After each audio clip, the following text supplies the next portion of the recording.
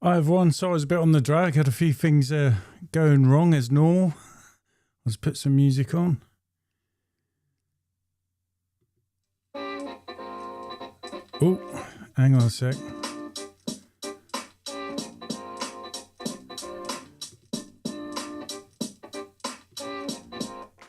Alright, hopefully that's better. Sorry, there's a few things going on. It's all going wrong at lastminute.com as normal. And I'm missing something, a window. What am I looking for? Right, here we go. Messages, I need that. If I can read.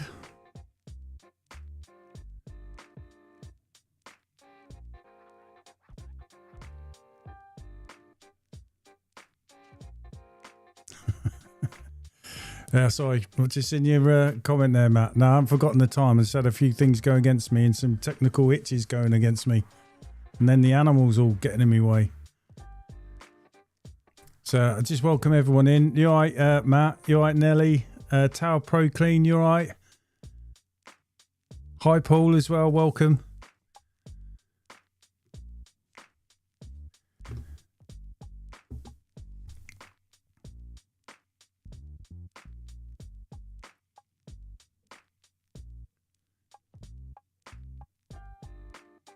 So I just having to make sure a few things are up and running, but yeah, they've all been going against me. I even had a bit of rehearsal before as well. Right, has everyone had a good week out on the glass window cleaning this week? It's been about as busy as the rest of the month's been so far, so that's good. So I've got through everything. So I just in Paul's comment.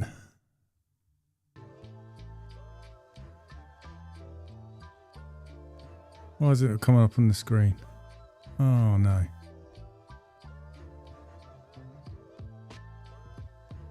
Another hitch.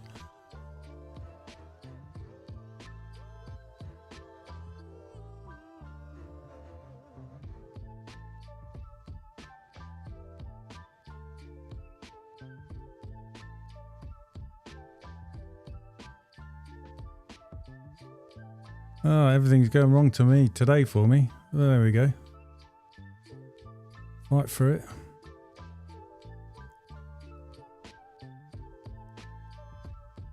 Bear with me.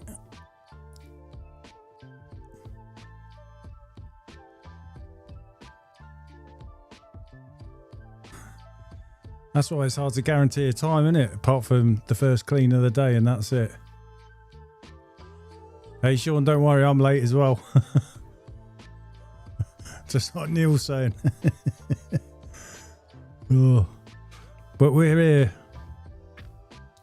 Yeah, so how's everyone's week been? Mine's been alright, been busy, pretty knackered. I was meant to work yesterday, but we had bad weather forecast, so it was some heavy rain.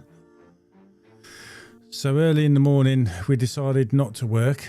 The heavy rain didn't come, so that kind of is a downer then. But later on, the rain did turn up and it was pretty heavy. So to be fair, I think when it was at its heaviest, I'd have probably been on my last clean. But they were definitely customers. You said depends on the weather when we sent the night before reminder texts.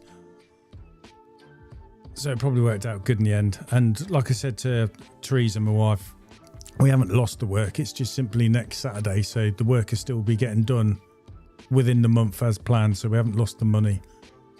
We just had to make that decision early, so we did. So next Saturday will be a busy one. I had 2 jobs booked in. Now I'll be doing the normal monthly Saturday jobs basically on top of it, but that's life, innit? Get on with it and it will get done. And plus I said it'd be nice to have a break, and today was a bit of a break, but I got up at 5:30 this morning with my son David, and we grabbed the 2 dogs, drove 50 minutes. It's a lovely place to walk the dogs near where I used to be posted in me Marham days.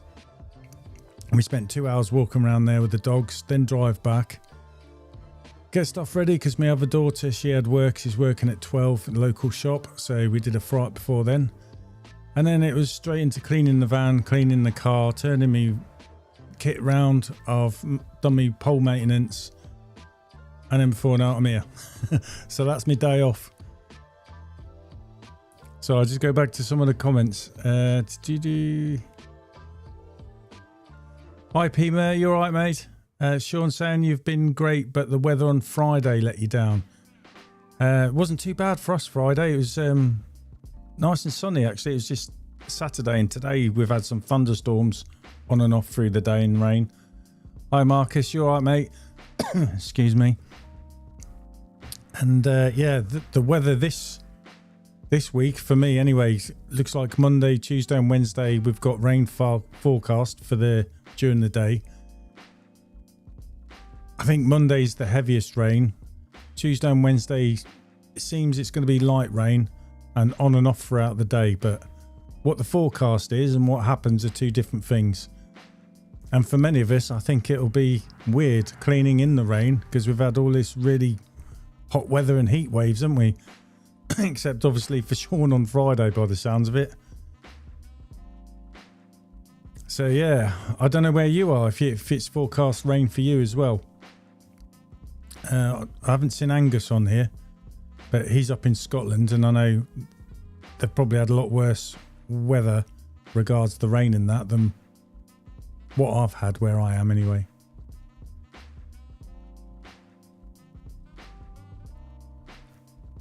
Oh, Marcus just saying you got soaked on Friday. You was doing a trad job off the ladder, 3rd floor. Typical. Oh my God. And you just know people are going to be looking at you thinking either you're weird or that's like real dedication. But there's nothing you can do about it, is there? Sometimes you've just got to get on with it. And you want to get the work done and get it out of the way. Neil's just saying you worked today in the rain. It got soaked, but at least it wasn't cold. Yeah, you find after the rain, the temperature suddenly rises. It gets really muggy, doesn't it?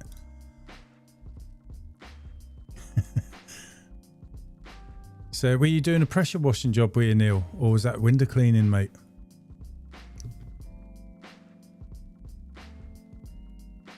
But yeah, it looks like it's going to be a funny old week with the rain. But it's just a case of get up, isn't it? Getting in your van and getting out on time and just having to make best and get through the day the best you can, really. At least we got the longer light being summer time still. Just means long days, doesn't it? Like I've been finishing 6 o'clock again most evenings last week. I've got an extra job to do in the evenings during this week. I've got a customer of mine. She's an elderly lady and her husband's got dementia, but their son, he got in touch with me about cleaning their windows, and he's asked them, can I clean his window, which sounds like a farm, so I guess it's going to be a fair amount of glass, because his daughter's getting married this Saturday, the 26th, and it's all being done at the farm. So I said, don't worry, I'll clean the windows.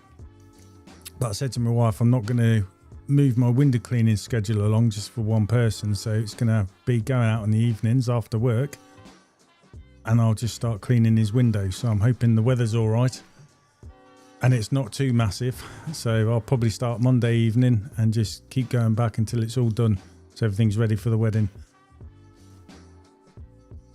So I guess he's got a lot on his plate, so that's what I said to his mum, don't worry, I'll do it. Haven't even seen it. Tried driving by to find it, but the sat nav was just taking me to the middle of the road, but I'm sure I'll find it.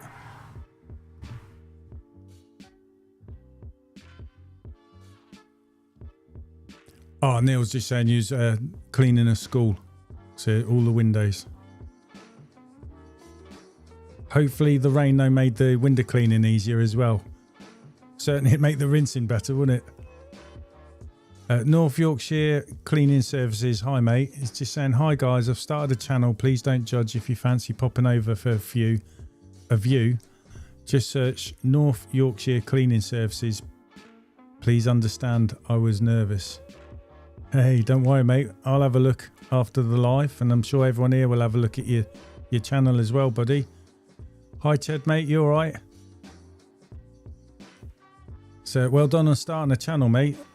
And just keep doing it. A few of us on here I've got little bits going on, be it YouTube or the social media stuff, and that's what we just say. You just do it. You know what I mean? And things get better as you do it. Same with you starting your window cleaning and stuff. We all started with not knowing a lot about it, and then just by doing it, you get better and improve all the time. So just keep with it, mate, and just do your own thing and go at your own pace. That's my advice. Yeah, and Matt's saying we all start somewhere. Ah, Nathan, you're right, mate. And you're on the beer by any chance? I thought you meant cheers. No, I'll definitely have a look, mate, after. And yeah, I've got a video coming out Monday. That'll be at 6 p.m. and I've got a video coming out on Friday, 6 p.m. And the video that's coming out this Friday, I did last Friday, and it's one where I cleaned a big Victorian conservatory roof. I put a post earlier, I think, and Ched was saying, why don't you do a video on it? It'd be a good video. So I tried to video me cleaning it, or make a video out of it whilst doing the job. So all in all, though, the customer's happy. I achieved what I thought I was going to achieve, so it didn't work out too bad. Sorry, Mills is just asking whereabouts in North Yorkshire. I wish I was on the beers.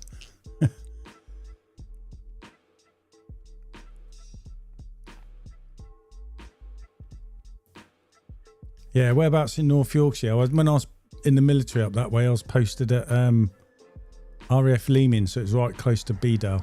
Lovely time up there. I love Yorkshire, me. Did 6 years there. Great place, great people, and obviously the beer's fantastic as well. So you're mostly cleaning in Whitby. Oh, that's a nice place as well.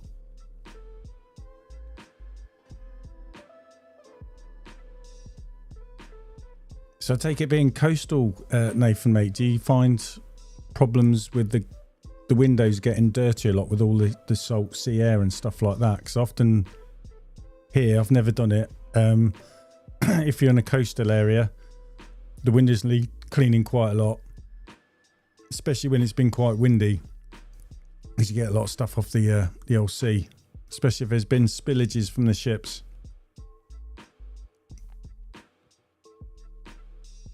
Oh, you're in Bridlington. I can't remember exactly where that is now. It's got to be up that way, isn't it? Hopefully close enough to maybe meet up and help each other out here and there, or like do joint jobs.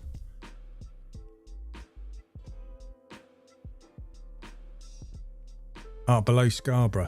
Wow, that's not far at all, is it? Been Scarborough a couple of times as well. Yeah, I like Yorkshire.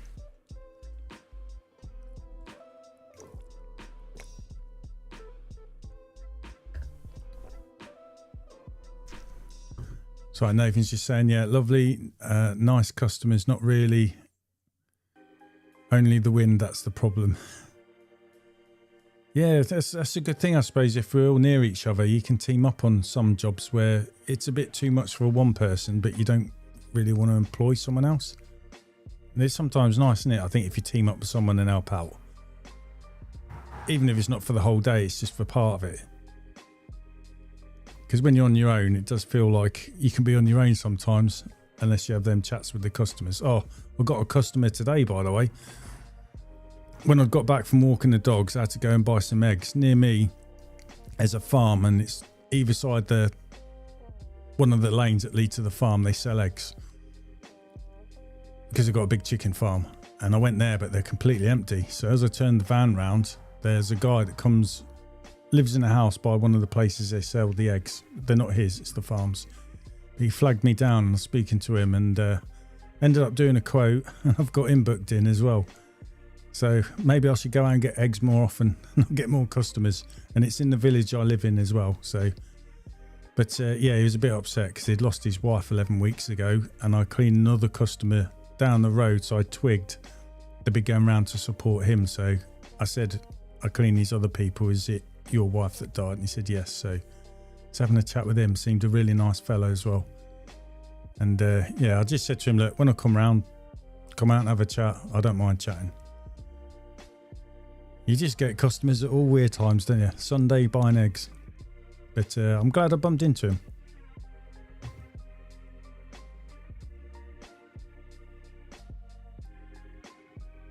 Yeah, greed isn't always the way forward. It's not. And sometimes better to share a big job than struggle on your own and being greedy. And the customer seems happy as well. I think that sometimes if you do a job like that, the customers find it hard. You got two window cleaners who they probably think would be rivals, if you get what I mean, get off my patch sort of thing. Just big smiles on their face, working together, getting the job done. And then they're happy as well. It's nice to see, isn't it? It's just networking, isn't it? It's the best way.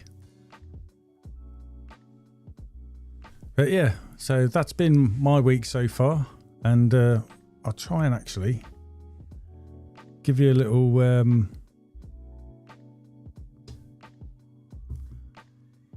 let's just make sure I've got the volume off. This is just the end of the video. So this is the massive Victorian conservatory roof I cleaned. This top bit where you can see my curves going round, obviously a lot of old wood. The other side it was more rotten, and then these bits here are all putty, and for the rest of it that's just metal with putty. It's not wood, and obviously that can be a bit delicate. You'll see it in the video when it comes out on Friday. Oh, it's doing its own thing. Oh no, wrong one. Gremlins.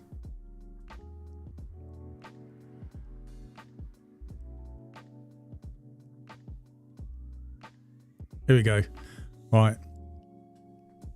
It messed up, but hopefully this is where it was leaving on. So this is just a bit of the roof, the size of it. You can see it's all Victorian. Reminds me of a train station. It's a fair old size.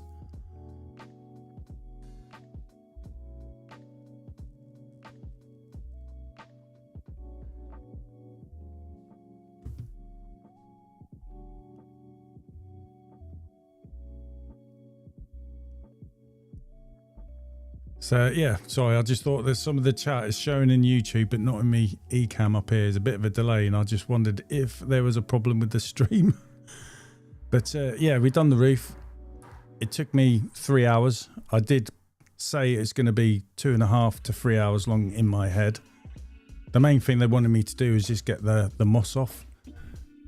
And how I used that was I used a squeegee on my water-fed pole to try and get the moss off. And then obviously we used the micro brush, which seems bizarre, such a small brush on such a large roof. And then basically Matthew was going over that, and so was I at the end. Once we removed the moss and emptied all the gutters out, and it went well.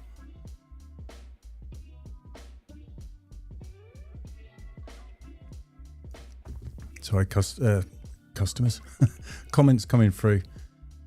Matt, the video done on Slick Connect made me buy my first set fed. Oh, you're fed up with the Rectus 21s. Yes, you've gone on the Slick Connects. I use Slick Connects. They're really good. I did have fun cleaning the roof, Neil, mate. Definitely something I've never done before. It's good to do something different and mix it up. Excuse me.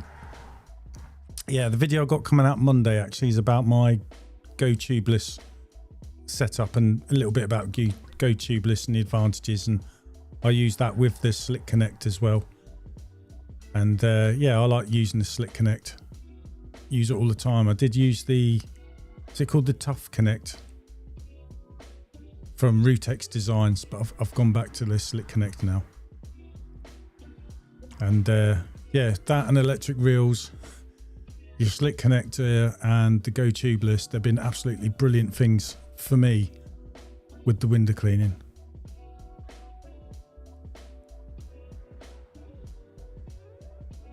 Open widget. What on earth is going on here? Okay, I was having a warning saying it's a bad connection. Now I've got a good connection.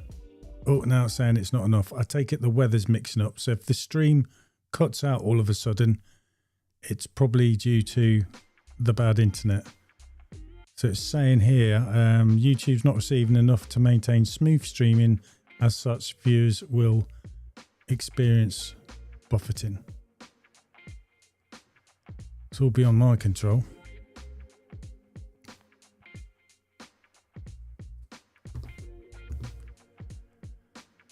Yeah, I think the tubeless system is really, really good as well. I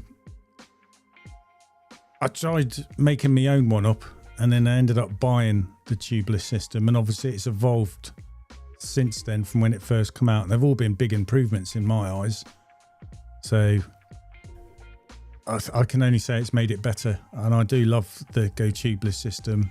It makes, you can change different poles on the one real system you got set up. It makes the van tidier. It speeds up your setting up and packing away because you're not having to coil up all your pole hose. And for me as well, I can put different extensions onto my pole and take them off, so I can turn my 18-foot pole to 35-foot and vice versa really quick. So I think the Go Tubeless system's really good.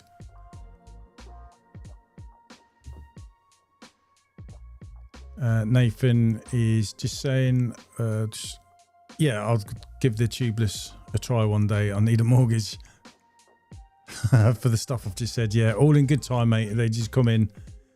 I mean, I ended up getting a loan so I could get the electric reels and the gutter vac. But I'm really glad I did, because my back kept going out, and I just said it's these things that are going to stop me back going. I can't afford to keep taking 2 weeks off work with a bad back. So they've been a good investment for me. Yeah, Matt was just saying he's glad his video's really helpful about the slit connector. Yeah, it's all these things. They are good stuff. Clever. It's just, unfortunately, they always seem expensive when you haven't got enough money to just spend it, but it will come. And sometimes it's glad just to hold out for a few months, and then when you get it, you're suddenly like, oh, I'm well chuffed, because it makes your life so much easier.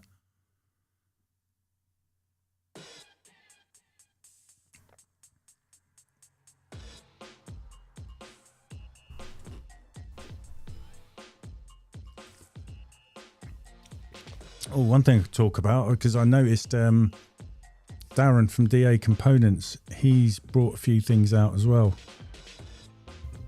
I was trying to get the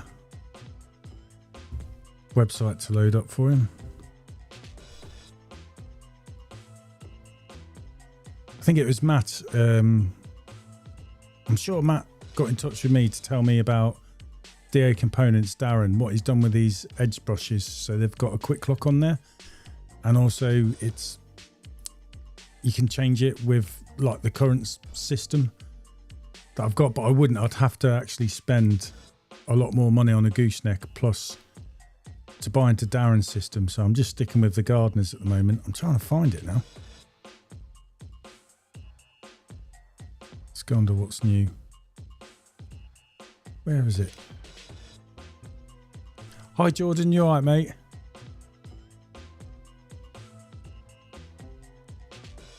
Yeah, I'm finding the Uncleanables Discord alright. And I am booked in for the 9th of August to go on their podcast. So I'm looking forward to that as well. It's a Saturday. But obviously that won't be going live then. They'll do that obviously later. But God, where am I trying to find it now?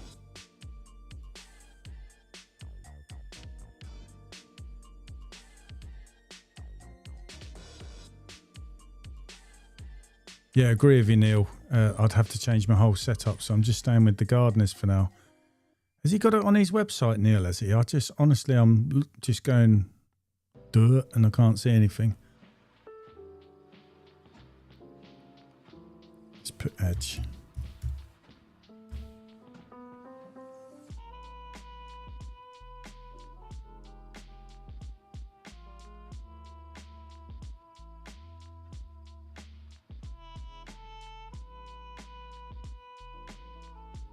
Oh, okay, here we go. I can see something.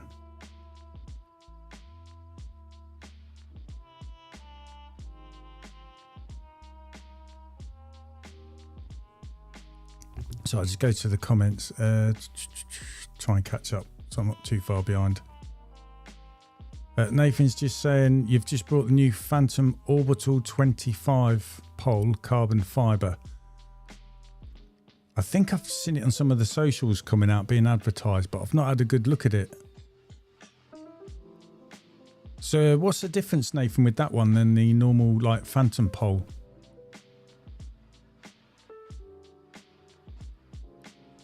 Yeah, like I said, 9th of August is the podcast. I got in touch with him through the Discord and just asked, and he booked us in. That was Ryan, so looking forward to it. The new quick release is great, but you'd have to change your whole setup. Yeah, that's what I was looking at, because I'd need to buy the gooseneck, and then that's $8.95, I think it is, and then the sockets and the other stuff. So I'm just sticking with what I've got. Yeah, I have no idea what he's going to ask me. I think they've got set questions for different guests, so they're just going to go through them, but we'll see. I'll just go with the flow. Nathan was just saying you was at the DA Components a couple of weeks back, showed him the video with the Gardner small brushes that he used on the video, and then he showed you how small, the small brushes he has. That's what I mean. I brought them, and then not long after it, he's come out with his brushes as well, and he's got different types of brushes. So I'm guessing they're different materials for different jobs as well. Mark is saying I like Darren's copper scrub pads. Got one over your scraper behind the brush. Yeah, and I've got one of his, I've forgotten what they're called now. But he's got a walnut pad on it now. It used to be, my mind's going blank, the bronze wall pad holder, but now it's got a walnut pad. I've got the small one. The orbital poles is oval shape, so it's like anti-spin. Got ya. Be interesting, good content for you, mate, would be to do a video on that one, wouldn't it, and your thoughts, and then do a follow-up video like 6 months later, so after you've used it for 6 months. I think that would be good for you, mate. Paul saying Darren's got, the micro brushes coming out, looks similar to the Gardner one, but I think he's doing, different, I've seen them different colours, so I'm presuming it'd be different materials and for different purposes and different scenarios. Oh, Ched, it's, you probably worked it out now, it's the Uncleanables podcast where you got Ryan and Dan. Yeah, I did joke that I'll bring a towel and a bar of soap. Yeah, I will. If I get down there and I'm a bit sweaty, I'll say I'm going to have a shower first, get changed. And then I can rate it, leave a review. Nathan saying I'll be doing a video. Definitely has. I've been looking on YouTube and there isn't really much of anyone using one. Yeah. You want to get in there early, mate, and just do like an unboxing video, I suppose. Because like I didn't know much about it. I just knew orbital pole. I hadn't really looked into it. So you could go on about that, couldn't you? And go for the one you've got, the weights and all that kind of stuff. And the good bits and why you're going to go for it. And then do like maybe, like you say, just say you're going to do another review in 6 months of daily use and give your thoughts then.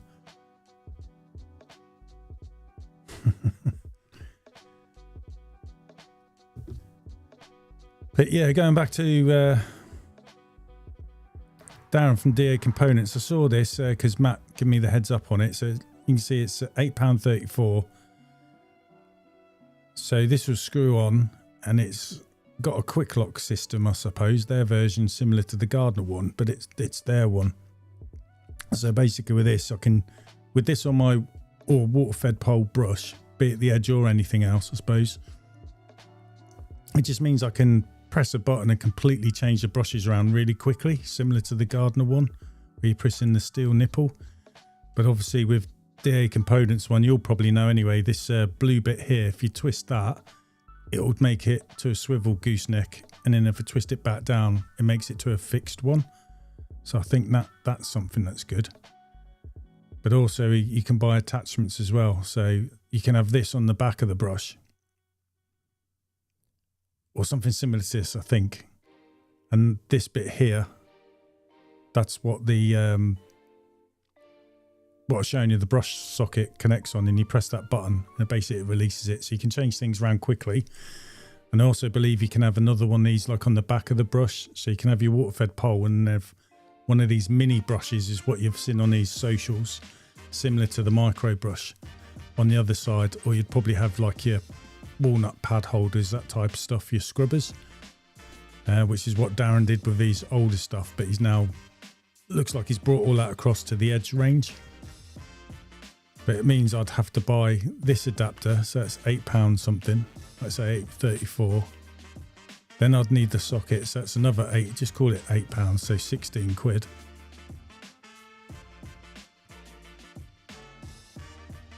And I do believe this will probably fit onto the bottom half of my gardener's gooseneck.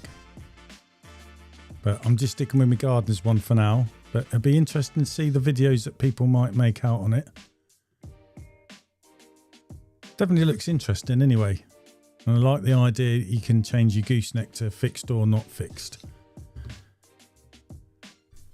But for me,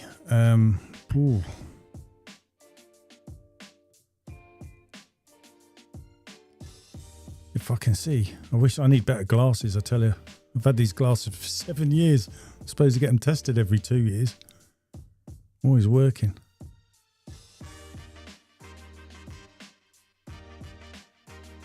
Plastic gooseneck, sorry, that's what I'm looking for.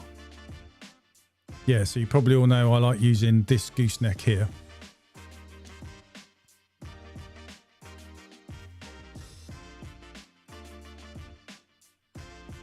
So I'm in the way, aren't I?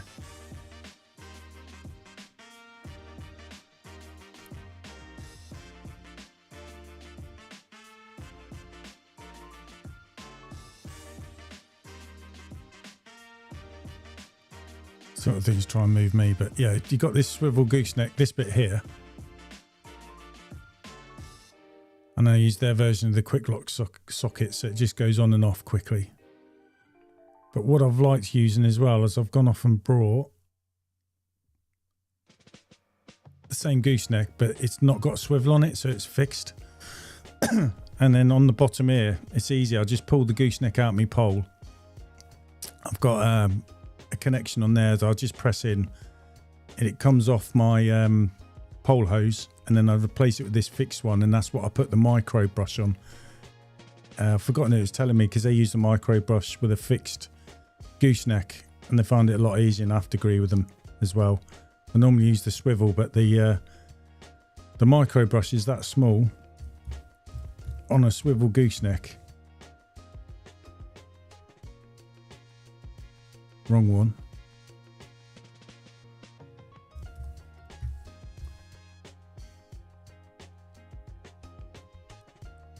It's so small that when I've got this on a swivel gooseneck, it just flops around too much when you're trying to get behind the gutters, that sort of thing, and some of the fascias or the soffits.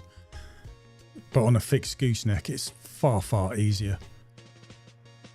So that's all I do now is, excuse me, is I just swap round now. So I've got my swivel gooseneck, my brush on, take the whole gooseneck off, replace it with another one. That looks dodgy, doesn't it? And then I use the fixed gooseneck with the micro brush on, like I said, for fascia, soffits and gutters now, and conservatory roofs. And I just find it absolutely brilliant. And then Darren's come out with this stuff. But I'll stick with what I've got for now. It's doing good. I definitely think there's a place for these small brushes, that's for sure. They are handy. And on that massive roof, you'll see in the video when it comes out Friday, I'm using 35-foot pole. So to have something nice and light on the end, where trying to be delicate as well and get into tight spaces here and there, it's absolutely brilliant. Really good. Which seems bizarre, you got such a small brush on such a large roof. I suppose it's similar to the Marshall Air, you know, when he's using the small wire brushes rather than the big one. But because of the whole air system, it just works really good. I did think, because I've got a Marshall roof scraper system, I did think afterwards, I wonder if taking that with the nylon brush that I use on like my slate roofs would have done a good job, but because it was bigger. However, I was happy enough with the squeegee, little 6-inch squeegee. It was really good. That was handy. I like using the 6-inch squeegee, by the way, because I've told it when someone's asked for help for cleaning conservatory roofs. I find that really good to get under the decorative bits, the finials, where they've got a small gap where your brush can't get in. And sometimes you get lots of leaves, cobwebs, or even moss under there. And I use that to scrape it out into the glass and then use my window cleaning brush to get the rest of it down. I find that good at detailing them sort of areas, so it's handy.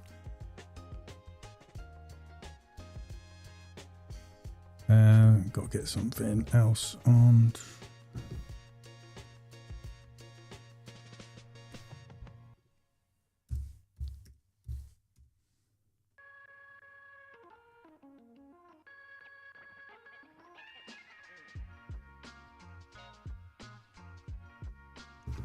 But what I use on my water-fed pole is this.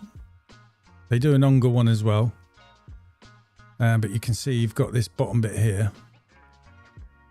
And that fits and replaces where your gooseneck will be. And then you can attach your normal squeegee or traditional tools on the end. And that's what I use on my water-fed pole, so I can use a 6-inch squeegee on the hard to get bits, or on conservatory roofs or anything like that. And I find it really handy for that. I just can't believe the price, £18.18. They've got an Unger N-Light one. That's £12, 12p. But whether that just fits the Unger N-Light as opposed to the other one, because that fits the Phantom pole, so it fits inside my Carbon Nano. That's what I've got.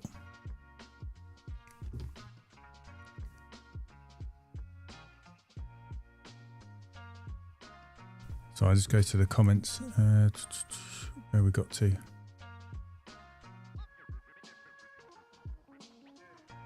Yeah, he's quite good at putting his videos up, isn't he, and staying current.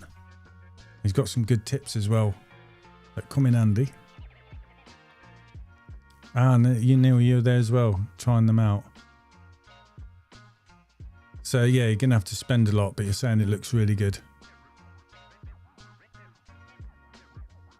Paul saying clean those smaller edge brushes, look really good.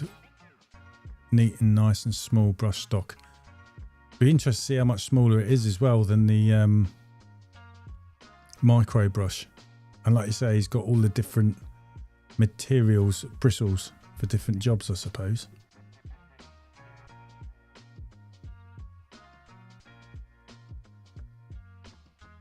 Have you used the orbital much then, have you, Nathan? To be able to like give your thoughts on it.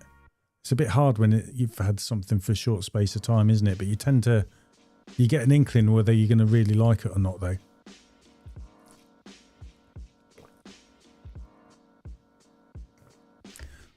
Because I think I've had it on one of our lives before. We get a bit OCD with having all the clamps. They've got to be in a straight line, which is why we don't like sections of your pole twisting, because we just love having the clamps straight. So certainly get rid of that sort of thing.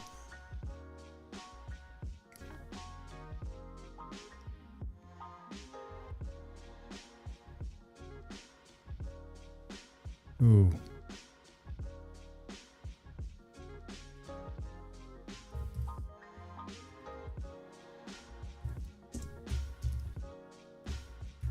So I was just trying to look something up. I forgot what it blinking called for a second.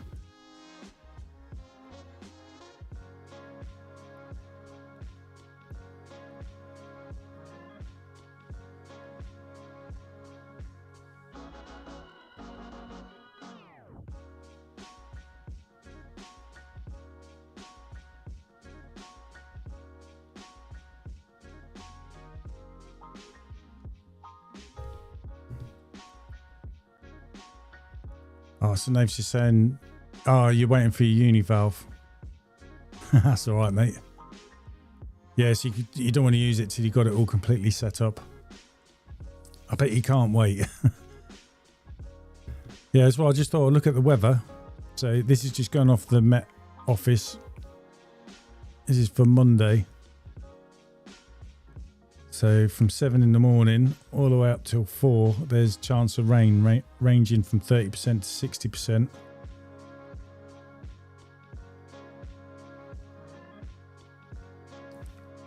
Tuesday.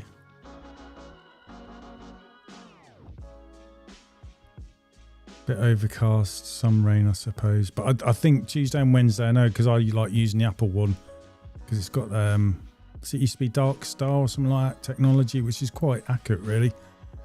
And then the chances of rain, I think, are getting less or lighter. But like I said, the weather does what the weather does. Most of my customers aren't too bad if it's raining, to be honest. They've got better as time's gone on. So Nathan's just saying about the clamps looking good. So yeah, I'll come on to that in a sec. So Nathan, you've had a play with it. You're used to using the Gardner CLX, but it does feel great compared to that. Yeah, because of carbon fibre.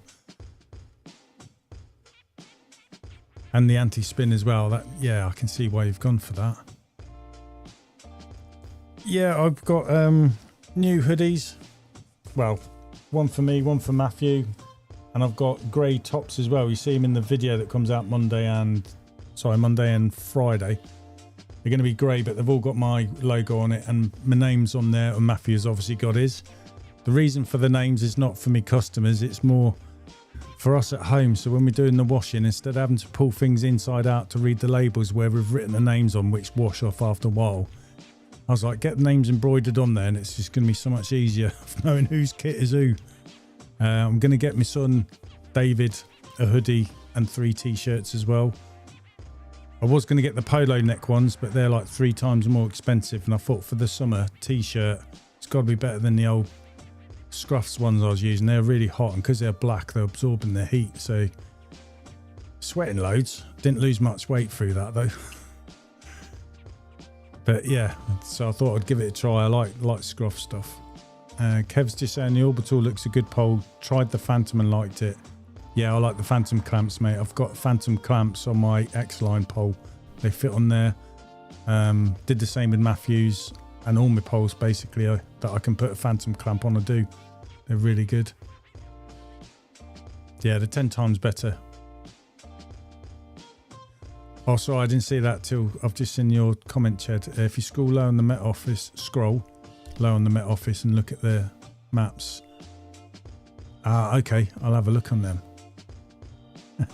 Cheers, Nathan. Yeah, no, I was chuffed when they come through. I know what you mean. The clubbing days are well and truly dead. To be honest, I only went clubbing after the pub shop because it was the only other places left open that's serving alcohol. Yeah, we like the grey look, the graphite, and the logo stands out a bit on there as well, so I thought it'd be better than black. Although what I like about the black ones is when you're up on the ladder cleaning gutters and you're just getting really dirty, it hides the dirt, whereas this will show it a bit. But I thought to be different. Don't normally use the hoodies when I'm working. It's just normally me buffalo on top because it's either freezing or I'm sweating my knackers off and it's the other really hot. But the t-shirts are quite nice and cool, like them. And they were cheap, about £8 something. I think I spent 176 quid, and that was 2 hoodies, 6 t-shirts, all with embroidery and name just on the front bit here. And delivered, and that's through Workwear Express. So I just got my stuff for them from the start, so I've kind of stuck with them. Do any of you use other businesses for all your work gear, and have you stuck with them all the time, or have you kind of chopped and changed because you're just trying to find the right person? Or have you always been happy with the ones used and you've just stuck with them straight off?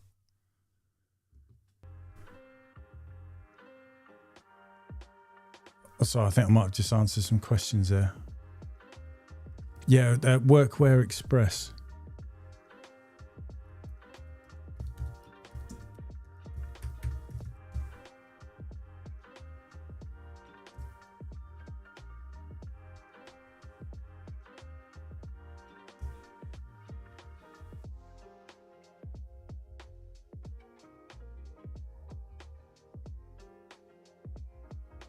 So I've just put a link in there, but it's whatever's last in here. So it'll take you to Workwear Express and all the Scruffs brand, but they've got lots of stuff on there. So I'm just trying to press the right button. So yeah, Workwear Express. And you could just type up Scruffs up here if that's what you're after.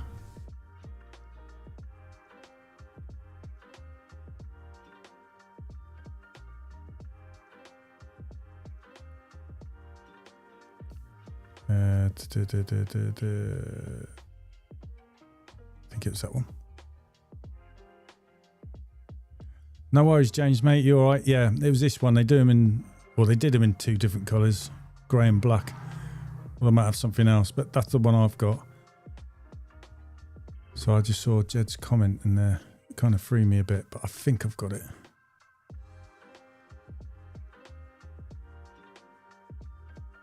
Yeah, I got these from Workwear Express and the t-shirts as well.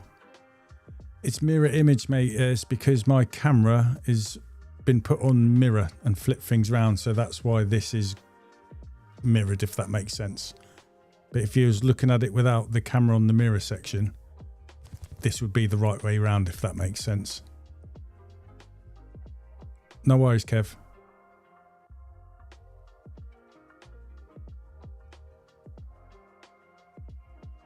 I was used, is that 358, sorry.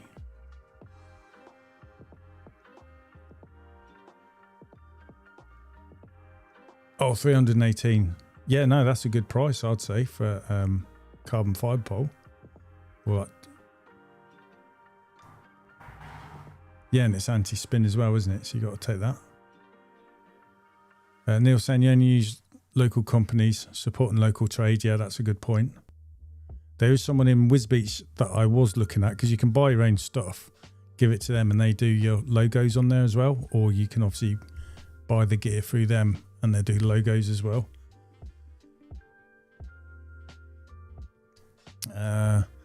Paul's just saying I've used Workwear Express for mine. I get polo shirts, but might get some regular t-shirts next time. Yeah, I thought I'll get the t-shirts for summer, and then spend some more in the winter for maybe some polo ones, because they'll be a bit thicker and little bit warmer, I suppose. James saying you're like Nelly, try and buy local. Haven't brought any for yonks, but I've probably got a bit complacent because I've stopped advertising. It wouldn't hurt to look a bit smarter. Yeah, my stuff, I think I've been using that for way over 2 years. I mean, it's getting holes up here, and we were actually getting sunburn marks through the holes in our clothes. So I was just like, right, I've got to get it. Oh, no worries, Ted. I just honestly thought, because I've got the camera, it's doing something weird like mirror. No worries, mate. It threw me when I saw it, and I was thinking, all right, it's that. Yeah, I don't advertise anymore, because I find when you're advertising for work, you're only going to turn it down because you haven't really got the space. So it's best to come through people who you've been recommended to, new in the area, or family, and you're like, yeah, I can just about squeeze you in, but you know they're going to be good customers that way. Yeah, so that's where I got the hoodie from, and then I'll try and show you the t-shirts if I can get the right ones.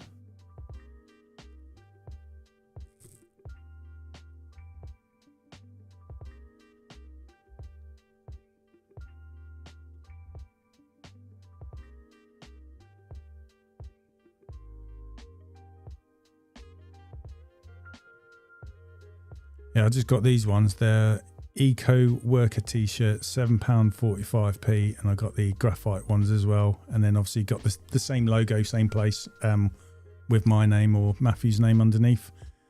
I thought they'll do for the summer, nice and cheap, and could buy 3 of them that way.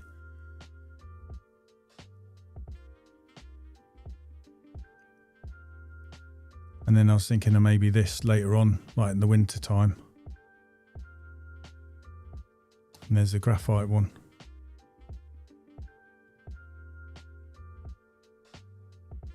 That's what I was thinking anyway. I like the old Scruff stuff. They were good last time, so I thought do them again.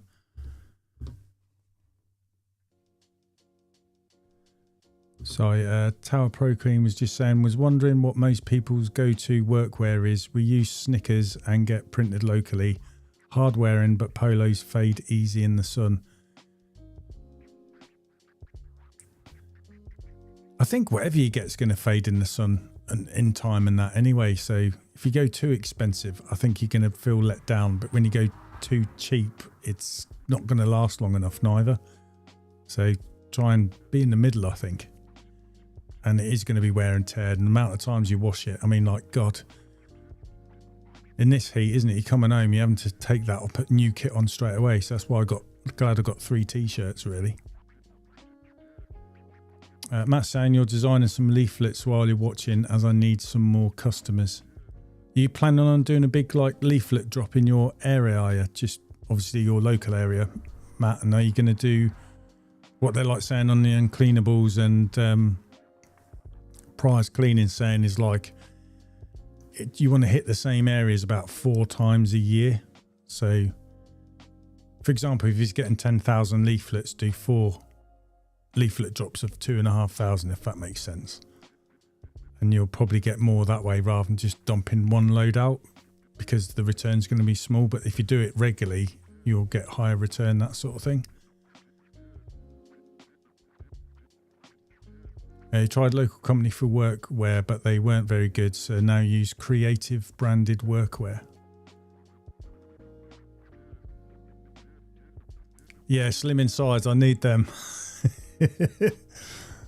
Need to change some of my camera angles, I think, on my videos as well, or just remember to breathe in a lot.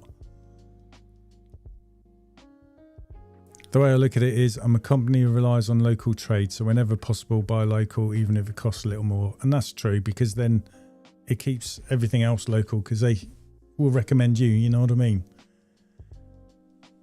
And it is handy because when you know each other, it's a lot easier just to help each other out when there's a problem without even asking sometimes. Because I know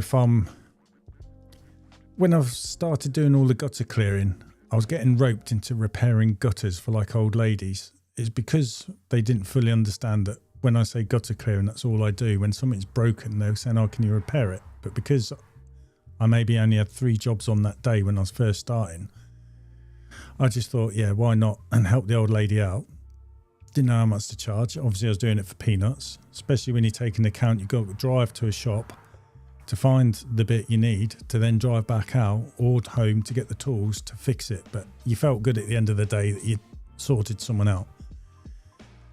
So, yeah, there's a local guy to me. I end up cleaning his windows. And he runs a fascia soffits and gutters business. So he sells all the various types. It's like if you go to B&Q, you'll get 3 types of gutters. Go to his, you'll get hundreds. But he also installs it all as well. And it's handy because he passes work to me where they're looking for window cleaning. There's other window cleaners he goes to, so he knows what area I work in. So he tends to drop me customers from that area, and other window cleaners he drops in their area, which is well fair. I wouldn't expect it anyway. And he always asks for business cards when they run out and has them in his shop for me. I have some of his business cards, so customers come and ask, and I'll say, there's a leak there. Unfortunately, I don't repair that, but I can say, here's a business card of someone that does, and mention my name. He might turn up a bit quicker, that sort of thing. So you help each other out, and that's good. And I know he's done jobs where he's took down some old guttering, and then he's asked me to come round, and I've cleaned the faces and the soffits, so it saves him doing it, I suppose. So when he puts up the new gutter and everything looks really nice. We've done stuff like that before as well. So yeah, it's great. Like I say, keeping everything local. So Ched's saying I use Pro RX 105 polos as they're fairly hypo resistant. That's good. I'll have to have a look for them on the internet as well myself. Excuse me. So Pro RX 105.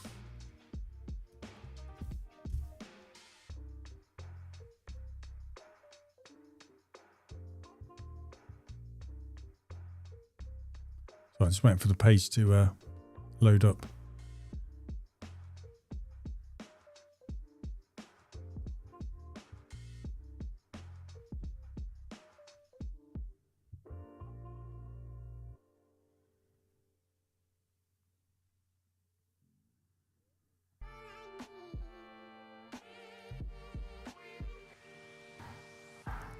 Probably the website I'm on doesn't mention the fact that it does hypo resistant, so I suppose it depends where you look.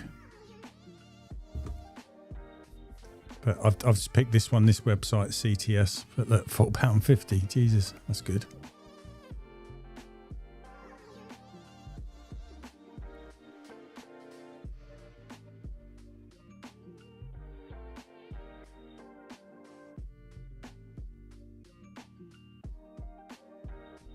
Oh, it's probably because it's just coming up with Pro rather than the Pro RX. That one's come up with Pro RX. £7.14. That's a good price.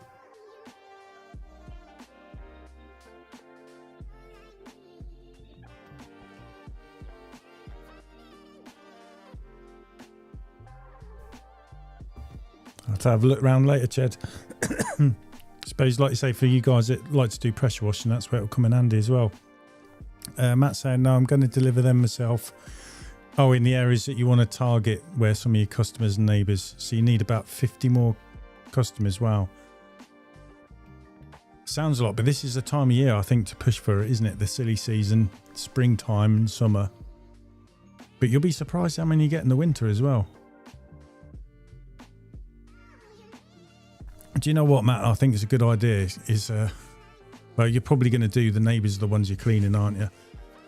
But I was just thinking to my son, if I got him an electric scooter, I could give him loads of leaflets, say, while I'm out working, put on the branded t-shirt, go out on the electric scooter and just push some leaflets through the doors in the village and all that kind of stuff. Or I could have him in the van, kick him out of the van while I'm cleaning in that area and say, deliver leaflets up and down these roads.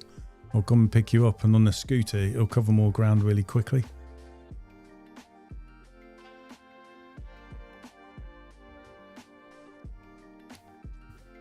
Just saying, I think it says there polyester, which isn't 100% hypo proof, but it's some form of resistant level to it. Right, gotcha.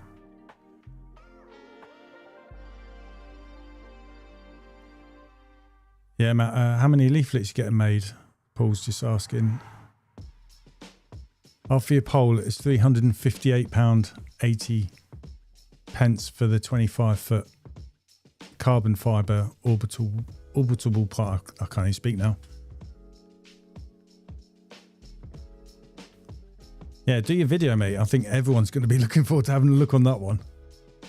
Anything new, everyone's like, ooh. Nylon polyester workwear is generally hypo residual or residential. Oh, you're going to look for about 1,000. Yeah. I think, Matt, as well, when I first started, I went and got 10,000 leaflets and then delivered 2.5 because by then I was just too busy to go around delivering leaflets.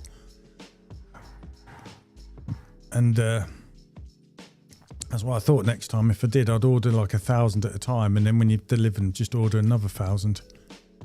Because also as well, if you over order, you're stuck with them, and if you're going to change your design, you've got to use them up first. So yeah, you're doing the right thing, I think. Sorry, just in there. Nellie's comment, if I did that with my son, I wouldn't see him for 3 days. Yeah, you got to do it, mate. Paul saying you're getting your missus out leafleting while you're cleaning one day this week. Yeah, that's a good idea. I did that with my wife as well when I first started. When I was working on my own and my missus come out. I was working in Peterborough then, doing day rounds. So we're trying to build up people there. So while I was cleaning, my wife would go up and down the street that we're working in and deliver as many leaflets as possible while I was cleaning. It's not like wasted time then at all, is it?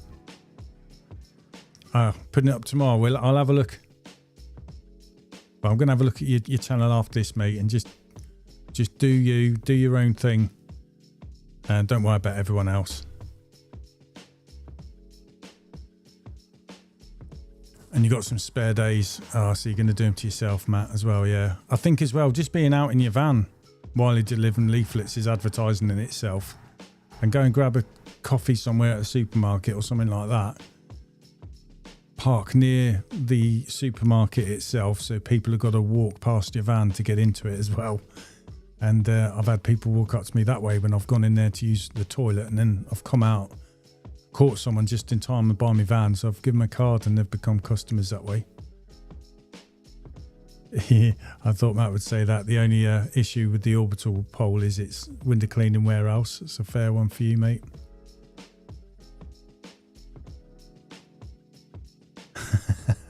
That's a good one there, Paul. Spire lunch as well. And with all the walking around, should have burnt enough calories to have a good lunch as well.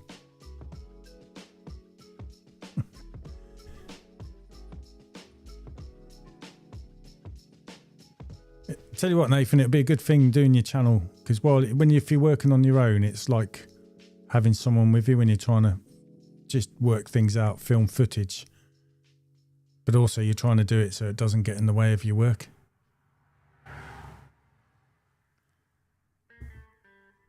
I had to wait nearly 2 weeks for it. It's for your poll.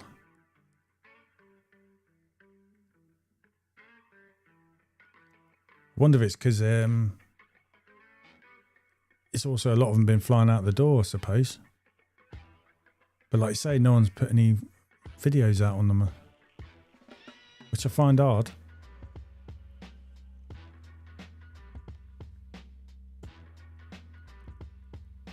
Has anyone then in the world of window cleaning heard of any other news that's going on, or new bits of kit that's coming out? Because I certainly haven't. I suppose you're all like me, just busy getting on with your work. Oh, wrong button again.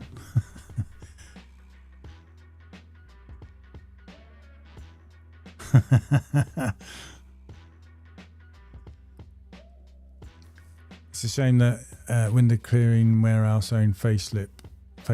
Yeah, personally, I think the Phantom pole is one of the best on the market. I got that as a pole for my son, as his first pole when that first come out.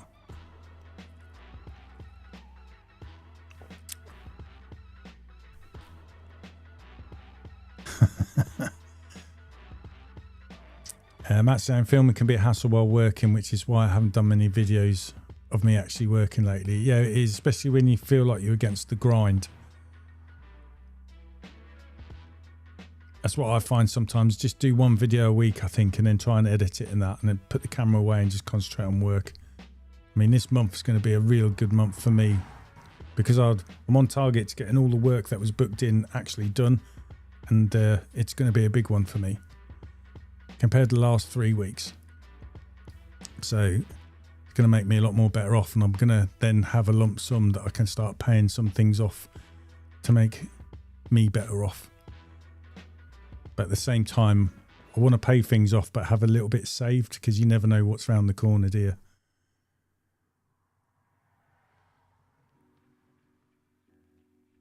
So I was going back to Neil's comment about the Phantom pole. I mean, I got it for my son because Matthew, he's got like a twist in his spine and mild muscular dystrophy. So I knew he needed a light pole. And the Phantom one at the time was like the lightest pole. It was really thin, but it was really light. And he used it no problems. The only thing was he's overextending and pulling the sections out of each other. But what I like about the carbon nano that xline do, it's like bulbous underneath the clamps, so if you overextend, it's a physical stop, so you physically can't pull the section out. So when I got him that pole, but he loves that one. Obviously it's high mod, that one. The facelift Phantom pole that I got Matthew was carbon fibre. Excuse me. But other than that, it was great, and I gave that pole away actually to a mate who was trying to do a little bit of window cleaning on the side with his pressure washing. So at least it's being used.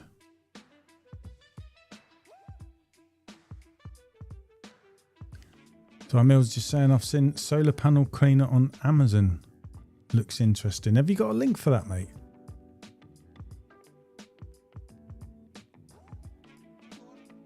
Because I've been thinking about like solar panel, because I think eventually like new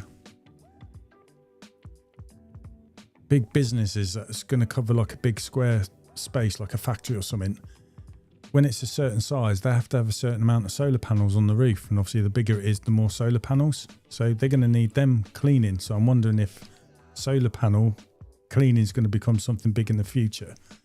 I mean, they're obviously selling a lot of expensive kit to clean the solar panels. And I think that's what it's aimed at, the people that cleaning like massive amounts of them. Whereas for us with the window cleaning, you're just cleaning like 10 to 14 panels on top of a house, aren't you? And they're just thinking you're just going to clean them the same way you clean the windows. They don't think that that lichen on there sticks like shit to a blanket.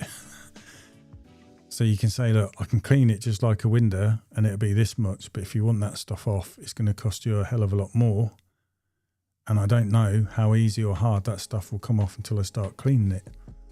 And you normally think when you're liking, they're not even bothered that that'll be on there. They just want a general cleanup. So again, having a good chat with your customer, finding out what they're actually after, so you know how to price it, I suppose.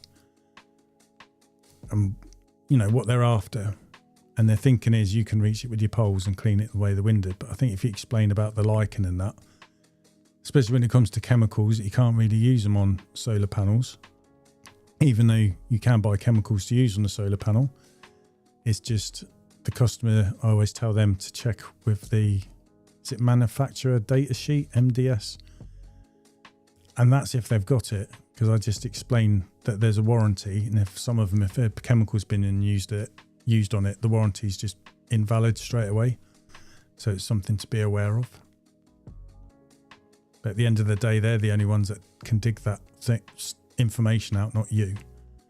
But I think if you best inform them to make that decision, and some of these solar panels you clean like 20 odd years, so no one would care with the chemicals and that sort of thing. But yeah, it'd be interesting to see what the solar panel cleaner is. They didn't have any in stock, but let me purchase it. All right, I'm with you. So it didn't say when they'd have them in stock on a website, so you rang them up and then suddenly it turned up. Yeah, it's funny that it's happened to me a few times with items. You feel like hold that back a bit, but then you say something like saying all of a sudden it's there. Oh, it's just on the way out.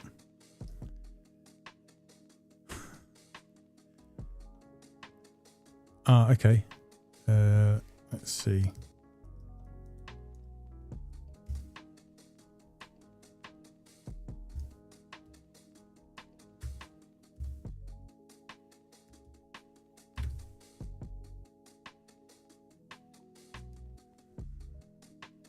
It's coming up with ironing boards that make.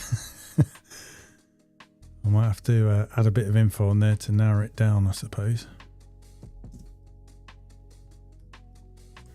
Okay, electric solar panel cleaning kit.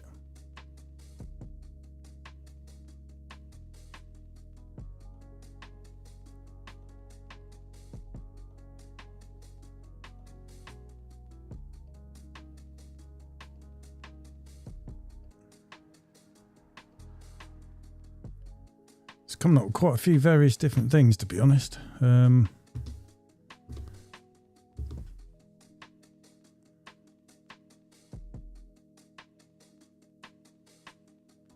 I'm not sure if that's spelled the same. I'm just trying to see. Yeah, I think, is this the one, mate? Is it?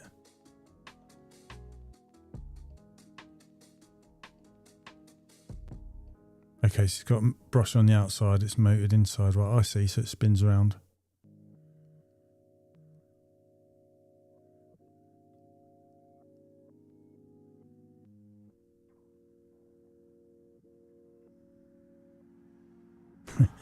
So it's not just, yeah, could, I don't know, could be something handy to use, couldn't it, even for a conservatory roof? Doesn't look like too big. It's a nice small brush. It's quite a small brush, actually. Rechargeable. Don't know how long it would last for.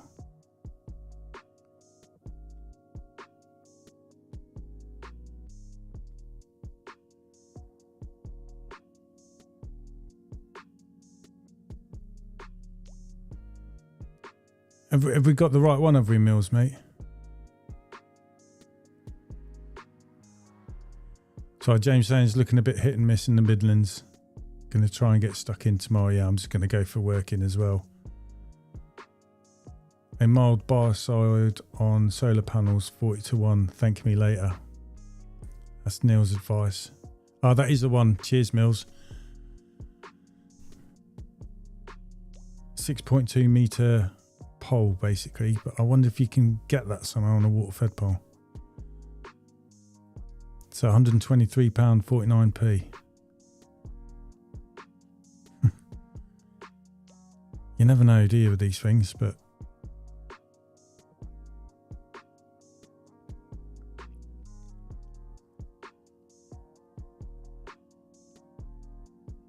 I don't think it would be up for what we would do, I suppose. I think it's more like your homeowner would probably try it. Get one of your customers to buy it and then have a go.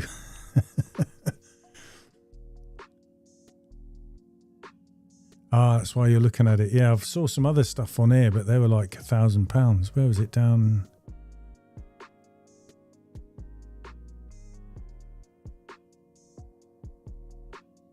I think these were similar to Squeaky Clean Dave, weren't they? £80, wow. I think if it's that cheap, it's worth a punt, because... Where are we?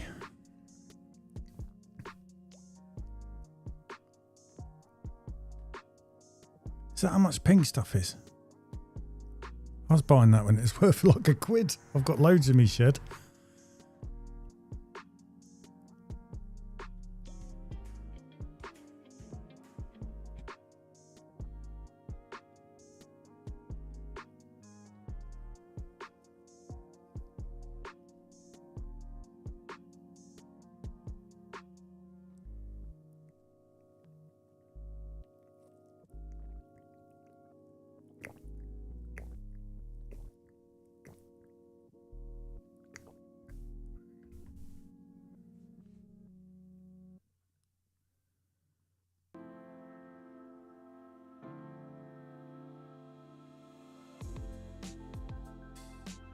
Okay, so it's on the outside the pole. Using tap water.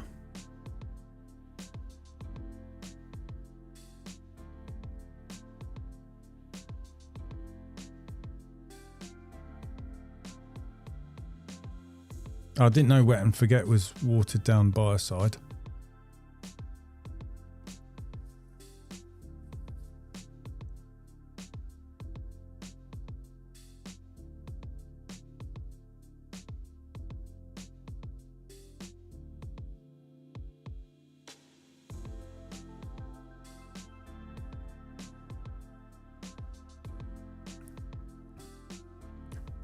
I suppose something like that, if you wanted to, could be worth a punt, because even if it turns out to be no good, if it's something that's handy round the home,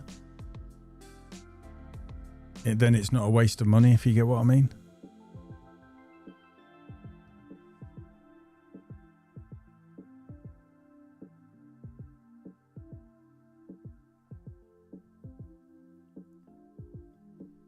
About biocide, excuse me.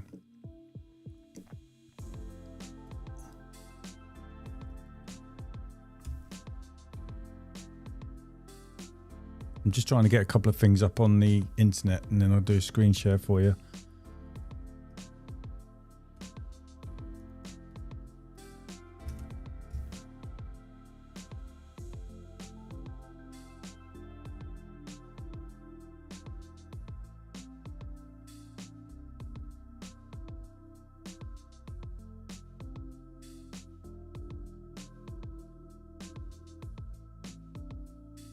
Every website I go to, got to click 100 different things, so it's okay. Right, where are we?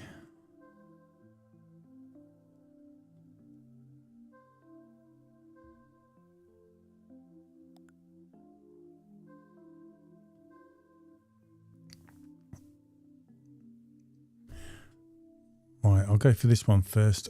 All I mention it is because I have used this biocide on a customer's solar panels before. But I'll give you the full story.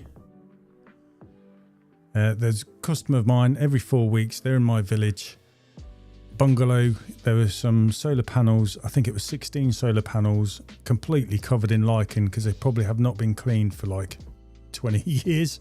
I mean, they were covered in it.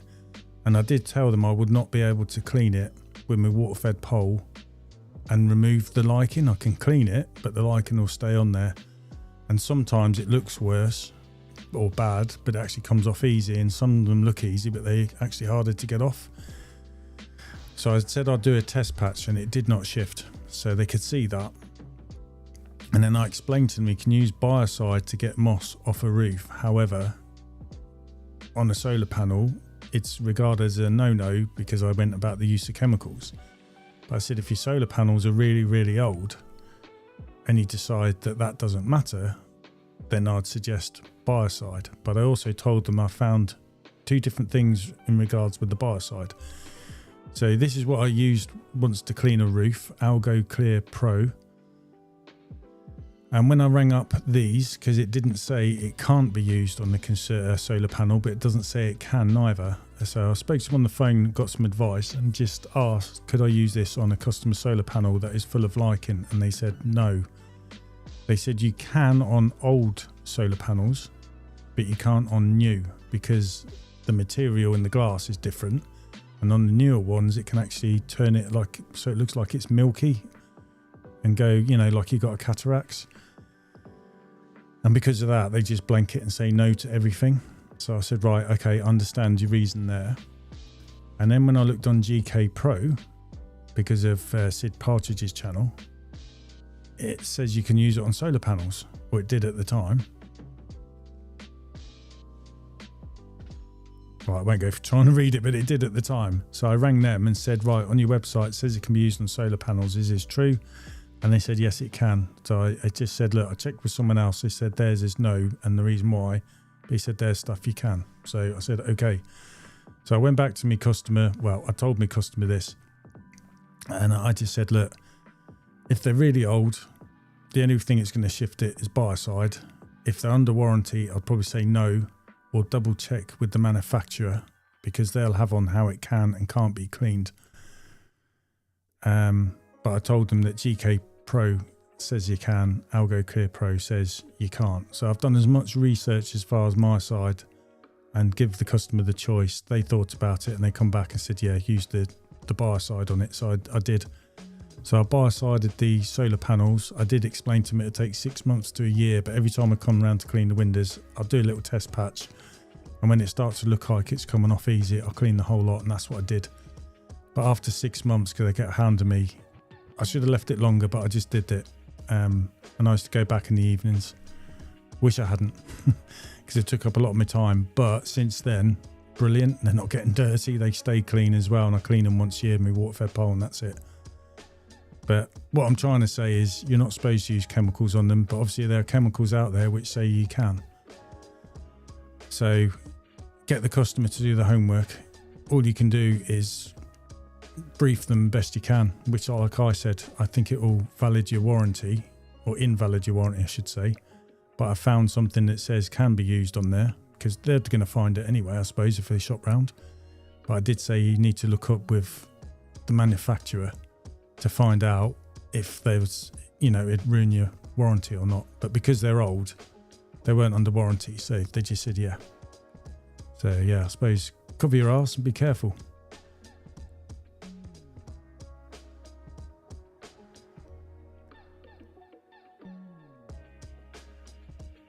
So I'll just go back to some of the comments. You're all ahead of me. Yeah, Matt's saying, I reckon that could be adapted to fit a water-fed pole. I feel a video coming on. Ched's saying, you click on all the deals and it's down to 65. I think you said that before, yeah. Hi, LB, mate, you all right? Just seeing if you have used xline. No, I was just going to look at that next. xline Chemtech solar lichen removal agent. Was wondering if it'd be okay on the conservatory roof as it's safe for solar panels. I haven't used that stuff, but I know I've seen it because I was going to get in touch with them actually to say, because we're all sort of like under this, you can't use chemicals on a conservatory roof, yet obviously you're selling it, so what's the score?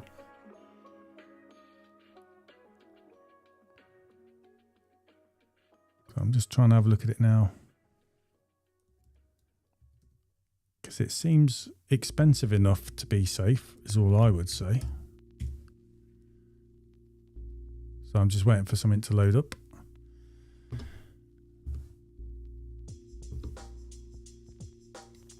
Yeah, so Chemtech, Solar Wash, Protect. Right, 2 kilogram, 5 kilogram. Paint, cement, solar litching removing. So yeah, Solar Wash. And then you've got litching remover, so that's the one. So they do 2 kilograms or 5 kilogram versions.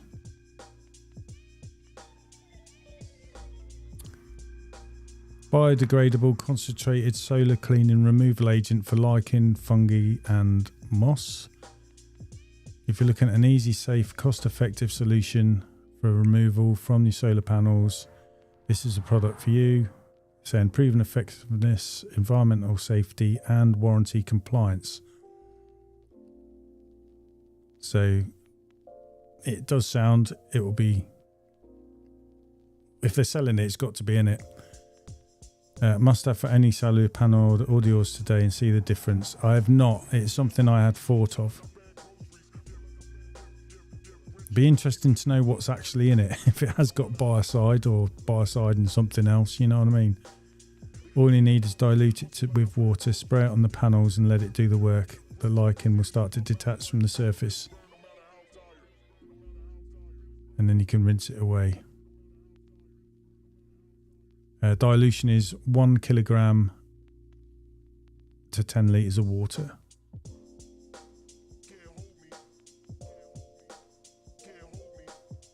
Has anyone ever used this? I actually haven't, mate. But I should imagine it's safe on conservatory roofs. I'll tell you something I had used. Is it Batty Face?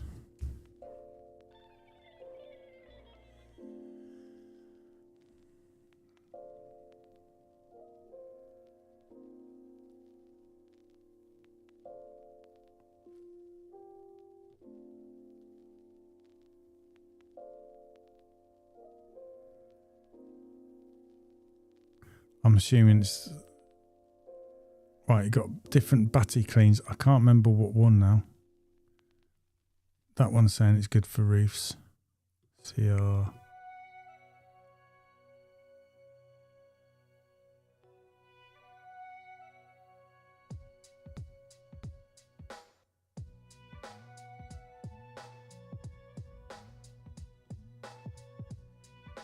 Right, let's go for this one. It's Moss Killers.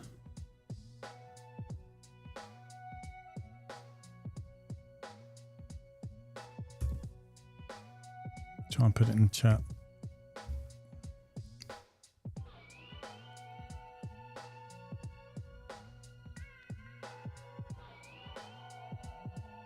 So I'm getting behind on the comments, but yeah, I've used this before. I popped into these guys. They're in Lincolnshire. So when I first started, and I was still working in the RAF just before I left, I popped in these guys asking for, I think it was TFR, and they just all like, another window cleaner wants TFR to do a conservatory roof. So they said, get this stuff. Now, it was, I thought, pricey compared to TFR, that's for sure. But they told me all you need to do is put this on the conservatory roof, clean it, rinse, and it's done. And I think it works very similar to biocide. Whether it is biocide or got biocide in it, I don't know. So it gets rid of all the green, the moss, and prevents it from growing back. But I think you'd be charging a lot of money for what you've used the product on the roof, if that makes sense. But I suppose you just have to do your homework and sell it to the customer saying you're going to use this. It makes cleaning it, but it also means next year they'll probably not need you to re-clean the roof. It's sort of selling it that way for the price. But actually that's not too bad. 1 litre, £8.29, but I don't know how far that will go. 5 litres is basically 30 quid and 10 litres is, you might as well just say 50 quid.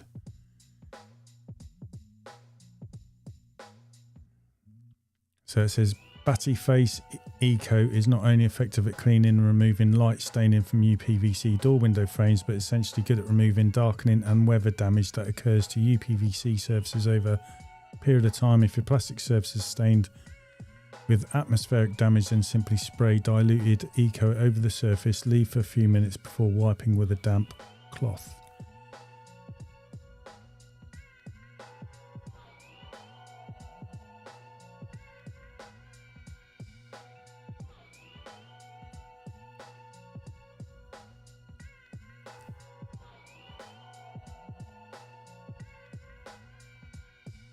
Can't read all stuff anyway. For general cleaning,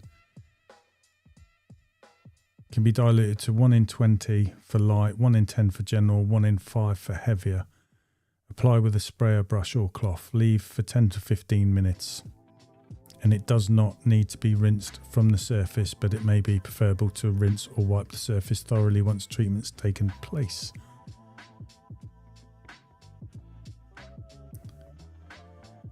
Yeah, so I have used that, and I used it on a customer's roof, and it did come up well, to be honest. But everyone was using TFR at the time, and I just thought I'd give that a go. But I did notice her conservatory stayed roof cleaned for like a couple of years, put it that way.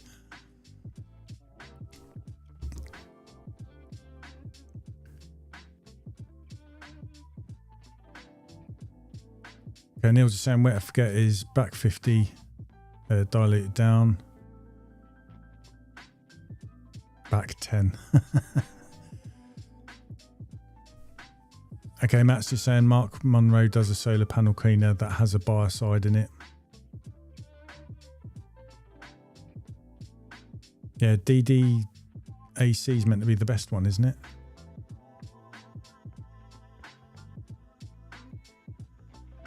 Yeah.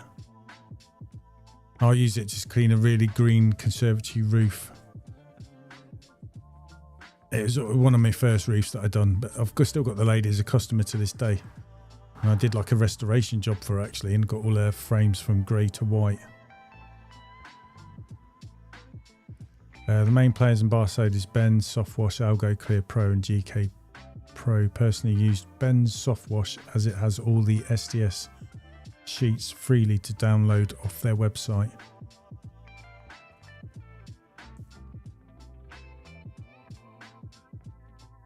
Yeah, Ben's have been going around quite a while as well, haven't they, Neil?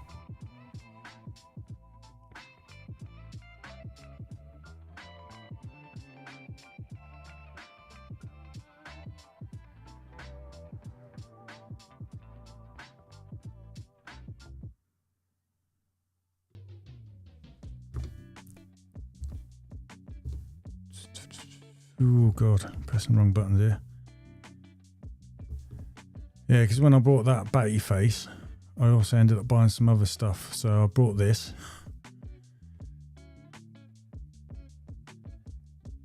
It's a telescopic sprayer pole. I can't remember how many meters it goes to. I've still got it, but I've never used it since.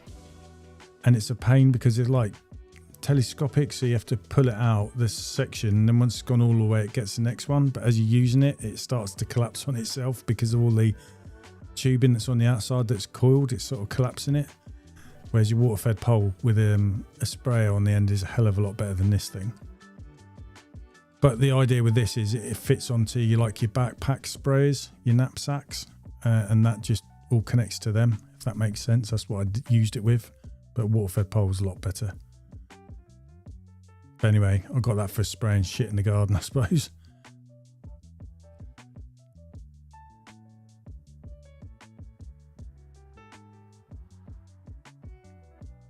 And then I also brought this, which I've still got. So that's the backpack spray I got off them.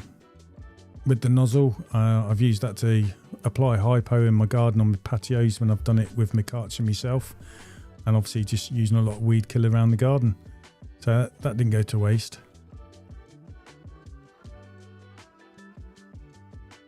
Bit pricey though.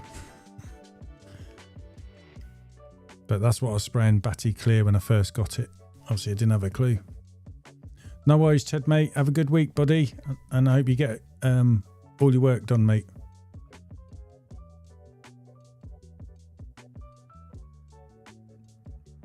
But the thing is, you buy these things, and as long as you can use them in your house, it's not a waste, even if you're not going to use it for work then, is it? It'll come in handy. And God, I've had that backpack sprayer now for like over 7 years, and it's still going. Ben's, yeah, I thought they've been going a while. Yeah, certainly knows his stuff. They were the first in the UK to get Barside registered, okay, for Barside cleaning, and he has a fantastic YouTube channel. I've seen a couple of the videos, but I haven't seen them for a long time. So it must be then that there is a move for your chemicals to be used on solar panels now. So it's obviously becoming a bit more popular, I suppose, and with all these things being designed to clean solar panels, and obviously the manufacturers must have okayed it so it doesn't bugger up the warranties, so they must have come in, you know what I mean? And I think obviously the future is going to be a lot of solar panels are going to be need cleaning because all these people are being forced to have them.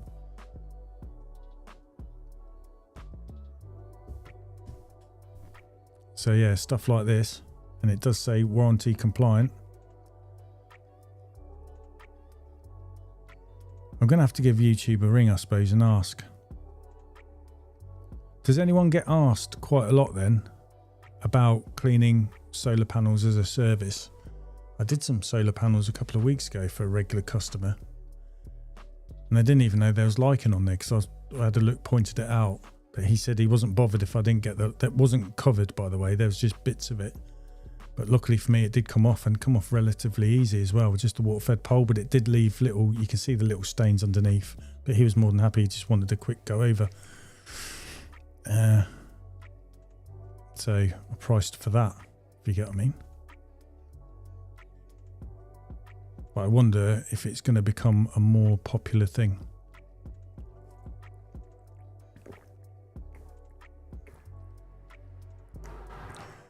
But you see all this expensive gear where it's costing like thousands and thousands of pounds for robots to clean it, all remote control. But I think for us, like window cleaners with your residential, it's going to be more of using your water-fed pole, innit?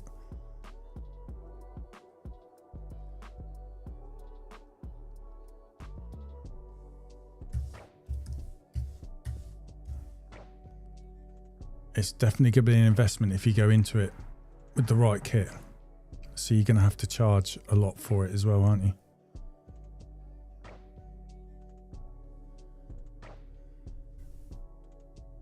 Yeah, Matt's saying access them.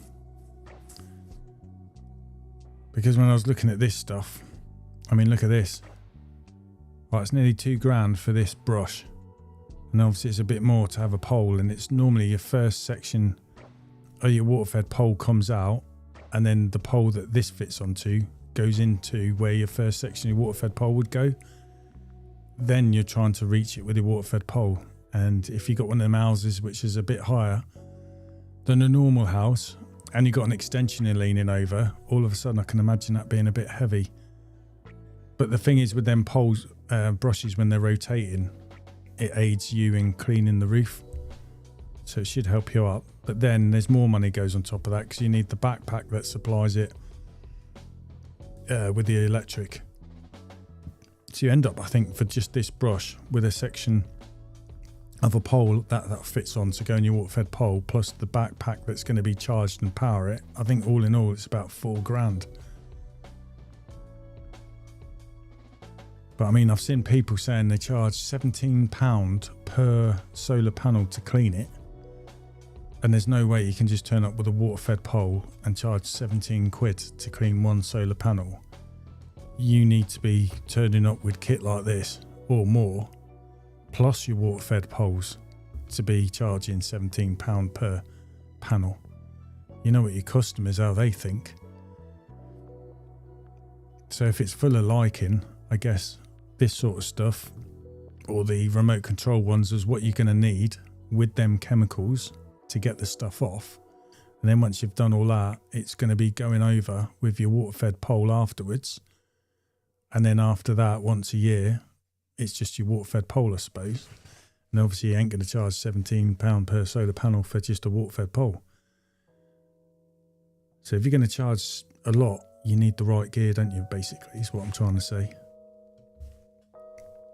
Sorry, keep pressing the wrong buttons. Going back to the comments.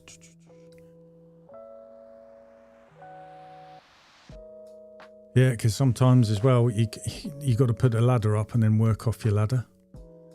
And sometimes where you want to put the ladder, you can't because there's an extension or something daft like that. That's why I got a 35-foot pole really, so I can reach. I think a 40-foot pole would be better. Because there's one house where I stand on a step ladder and then use my 35-foot pole from there to reach some Velux windows, and just below them some solar panels. I clean them every now and then for them, maybe twice a year, that's all. It's mainly just to get the bird poo off. They're not that bad, and they've got an extension, so that's why I'm on this step ladder to start with, because I'm using that to reach the top windows rather than standing on the roof of the extension, if that makes sense.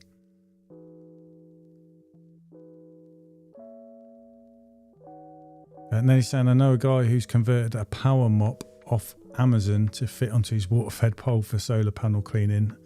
Must admit it worked great. What have you got to lose? You say you can do them, Matt, if you can reach them. Yeah, that's what I do. And obviously based on just a water-fed pole, like I said, if it's got lichen on it, I explain to them I may not be able to get that off, because you don't know till you try. Unless you're using chemicals, which means you've got to charge more, and then you've got to look into warranty issues and that sort of thing. Hi Matt, you alright mate? Just considering going on my own. I've zero experience in water-fed pole window cleaning. What's the pros and cons of setting myself up for this career? Cheers. Everyone will help you on here, Matt. I had no experience whatsoever. Just thought it's something I'd like to do. Didn't realise how scientific it could be in making pure water. Didn't even know you used pure water. Still looked at it all anyway. And I got, excuse me, I got a business plan together, got the funding and set myself up. So I got the van, I got a system installed from Xline. So I got a tank, everything in there. I didn't work my way up to it. I just borrowed the money, did it. And I'm still going over 7 years later, mate. So my advice is to do it, because if you don't do it, you're never going to know. Some people have done it different ways, like they're working on a job, but just did a couple of days a week window cleaning. I'm using water-fed pole and like a gardener's backpack to test the water, so to speak, and then use that to get going and kind of built their way up. It's all doable, each and every different way. But for me, I was leaving the military, the RAF. So I was basically in one day, out the other. So I just went for it. But then again, I still had to try and build it up to make money quickly to pay all my bills, because I was no longer getting paid by the military, if that makes sense. But if you give yourself no choice, you just get on with it. So my advice, mate, is to YouTube the hell out of it. Because sometimes you're watching a video for something, but it'll mention stuff you was looking at a few videos ago, which would make sense. You know what I mean? And you'll be able to put it all together, and you'll see the different options you've got. Don't believe everything everyone tells you in all the forums and that, because some people like to big themselves up more than what they actually are. So take everything with a pinch of salt, basically. And if you see a window cleaner out and about, go and speak to them. I would have no dramas if you walked up to me and just started asking me questions. I'd quite happily be as helpful as I could. I think that's worthwhile doing. For me, I just typed in like window cleaning, xline, come up top. So I just rang them and then said to them, look, I'm leaving the military, I'm interested in being a window cleaner. I've got to make a business plan. What do I need? And they're really helpful and put me on the right tracks. Obviously, they're not going to tell you all the answers, but they'll tell you enough for you to go out and research. And I used their website to price everything up. And then as I looked more into it, I was asking more questions, telling me what I need because of the information around my house and stuff. And then, yeah, that's how I did it, mate.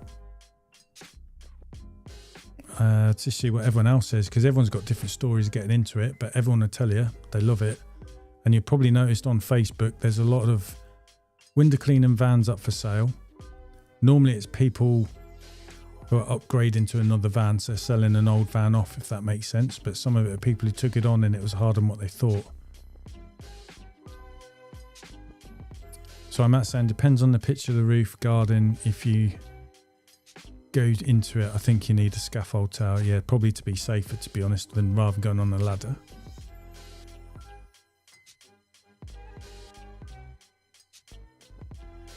LB saying I've done a few, but some are a bloody pain to get to, and I've cleaned some of a ladder, and that's not a fun way to clean on a house. No, it's not.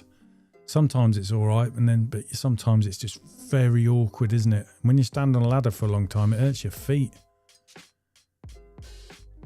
I love Wagger's videos, Paul. Yeah, and there's probably still a hell of a lot of stuff on there. In fact, for you, Matt, Wagger YouTube channel, he'll have a lot of handy window cleaning stuff if you're going to start like on the low end and work your way up, or stuff with backpacks, that kind of stuff. Matt is just saying to you, Matt, don't go to the window cleaning forums or Facebook groups, full stop. Yeah, and there's a lot of people make themselves up to be bigger than what they actually are. No worries, Matt. Honestly, get in touch anytime.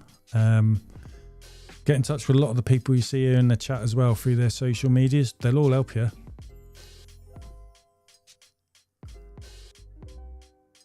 A clamp. Sorry, what's that regards to in the conversation? Because I'm trying to keep up with the chat, but I think I'm losing bits.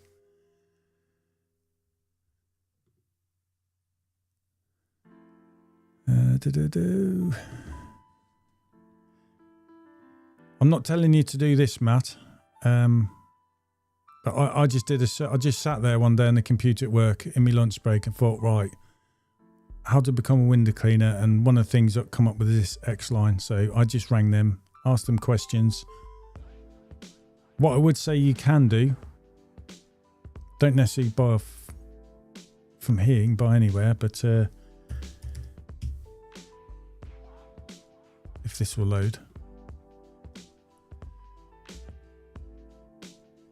In fact, I might have one in my drawer. Sorry. I do keep these things.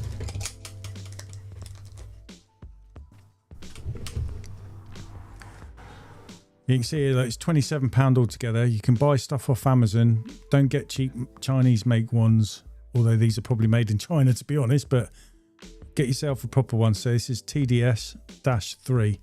Okay. Don't get ones that are too cheap because they'll be a waste of time. It's a TDS meter. I got one here. Come in this case. This was from xline when I first started. So it's a meter in here. You can pour water into this lid or just have a jug of water. You put this down in there. There's buttons on here. It probably won't zoom in. It'll give you the temperature, what's called a TDS level, and it's got hold. So while it's in the water, you can press hold. So when you lift it out, the number doesn't change. So it's taking the reading of while it's sat in the water and keeps it on the screen for you. That will tell you a TDS level of your tap water that's in your house. You'll need to know that before you even start thinking about what kit you need to buy. So that's why I'd say get yourself a good TDS meter.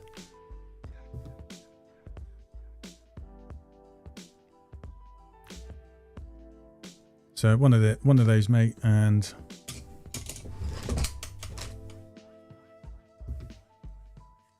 there you go. It's the same thing, just orange.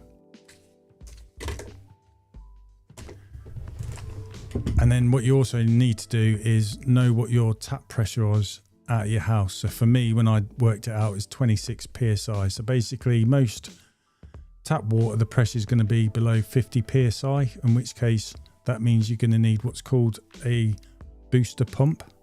There's different booster pumps out there as well. If you're going to go into making your own water for window cleaning, that is.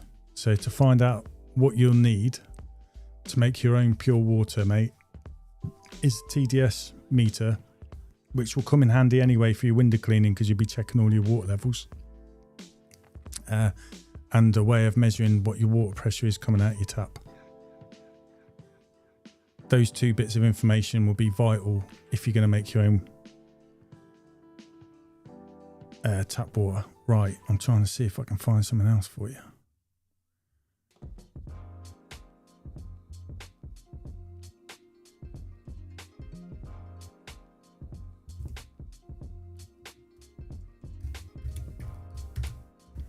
So I'm just trying to have a... No. Right, I don't know where it is, so I'm trying to do a search, but when I put it in, it's coming up with lots of different stuff.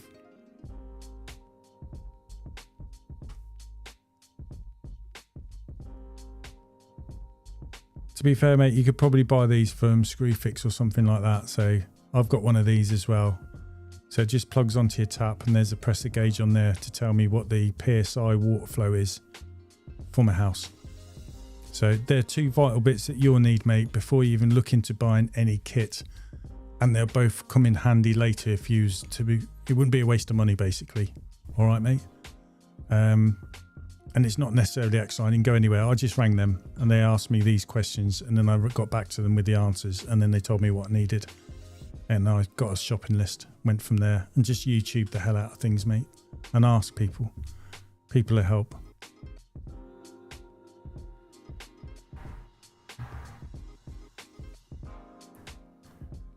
A bit of personal plug. Have you been on my YouTube channel? I'm happy to chat with you anytime Messenger. Yeah, and I know Matt does that for you, Matt.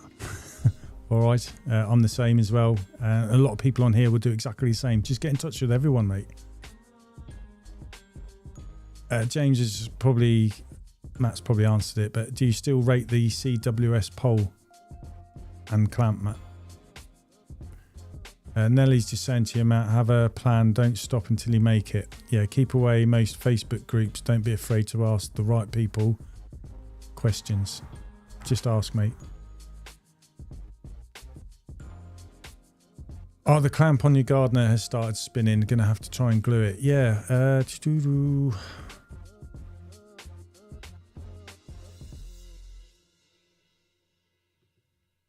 Bear with me.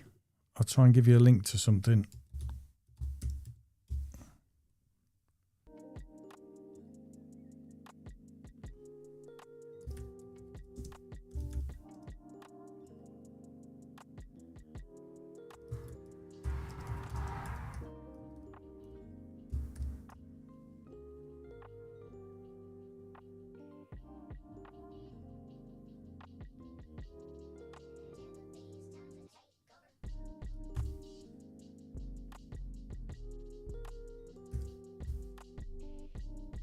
Right, just put something in the chat for you, James. And I don't know if you remember this guy, Darren from Green Pro Clean Limited. Hopefully it's a clamp to the video that I think it is. I haven't watched it, but he used Gardeners Extremes and he's on about how to repair a clamp. So he's taken a knackered one off and he's going to put a new one on and re-glue it on. So hopefully that is the video I'm thinking of and it'll be helpful for you, mate.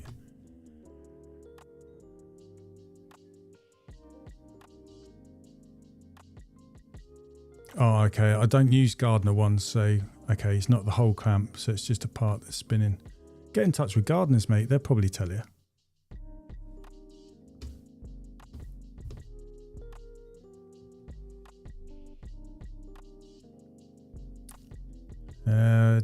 That's just saying to James, the CVS pole has a cracked section, but it was damaged. Oh, right, when you got it. Yeah, I remember you saying that, as it was a demo one. So you may need to buy another pole, but other than that, I take it it's good, Matt. No worries, mate.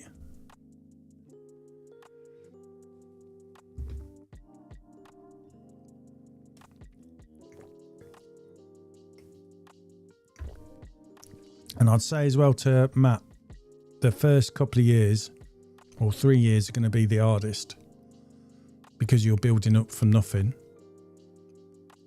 And everyone makes that journey of getting customers that are not nice.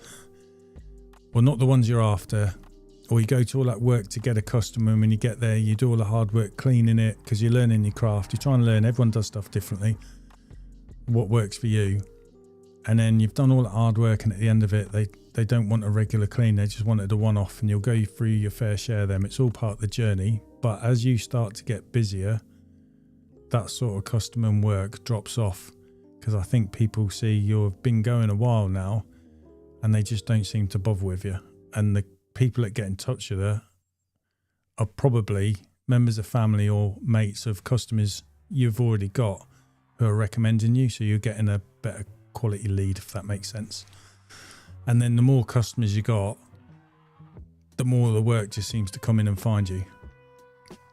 But it's definitely worth going through all the hardships, which you will come through, and get it there.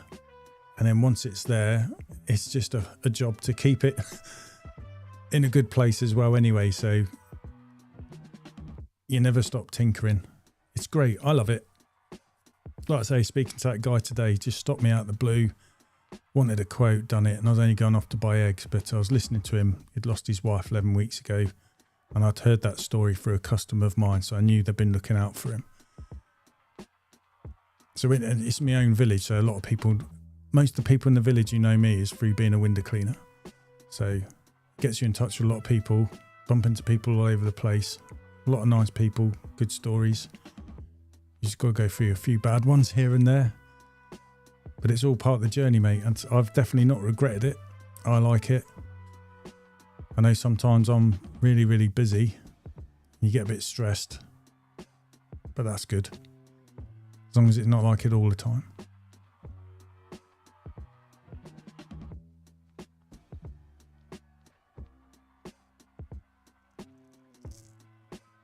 But yeah, man. Just do it, mate, is my advice. And there's lots of different ways of doing it. Just YouTube the hell out of it. Listen to people's stories. Take everything with a pinch of salt. And you could always buy something and just, I mean, God. Do you know what I would do, Matt, as well? Is I'd probably get hold of some traditional stuff. Without going, because they can be expensive. Screwfix. That's where I got my first trad kit stuff from.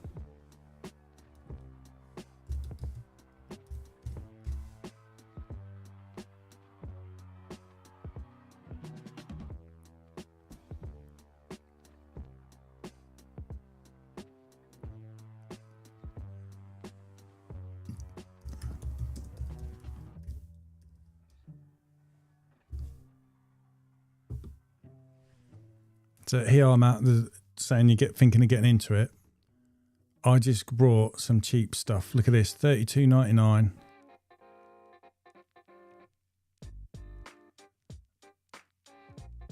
And you're getting that.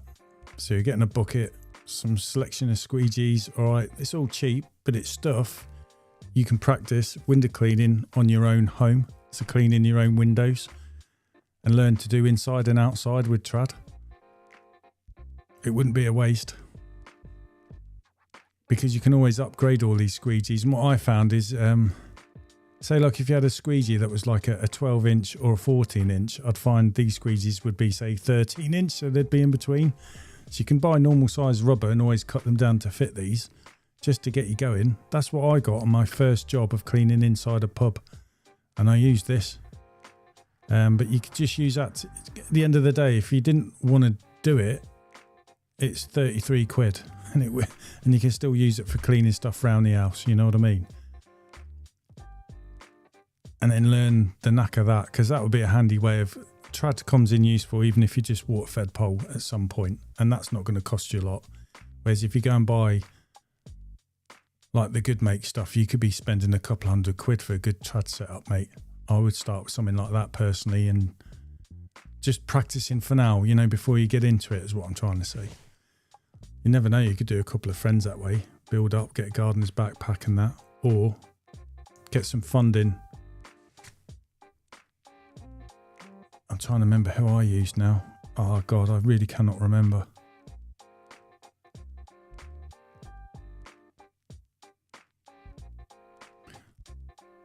Oh, I'll see if I can find it.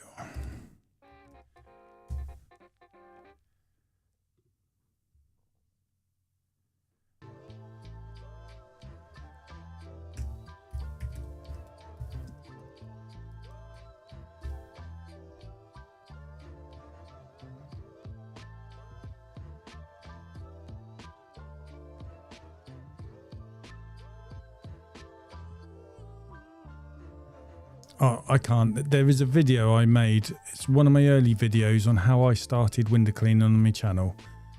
And it'll tell you who I went with. It was a government scheme to start businesses off the ground.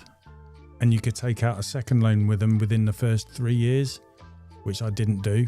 You can borrow up to a maximum, but this is back then 7 and a bit years ago, up to 25,000. I borrowed 15. And on their website, I get a little slider. So when I slid it over to say I want to borrow 15, it said payable over 5 years works out this much a month. So you get a really good interest rate on it, because the idea is to get you started into business. And that's what I used to buy everything I'd got through using Xline's website and what I worked out I needed, if that makes sense. And then I paid that loan back over 5 years. So that's what I did. And I borrowed 15 grand, brought the van, the kit, all installed, good to go, including my water purification machine and everything, the whole lot. And that's what I did. And I think it was costing me, oh God, I can't remember. I think it was under £200 a month back then.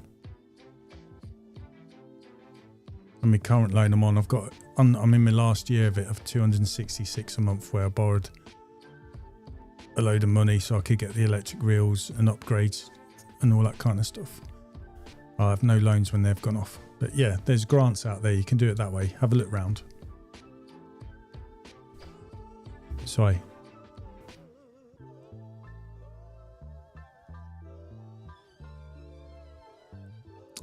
Yeah, there you are, Matt. Nathan's just saying, look on Amazon. Unga do cheap stuff on there, and Unga is a good make for traditional stuff.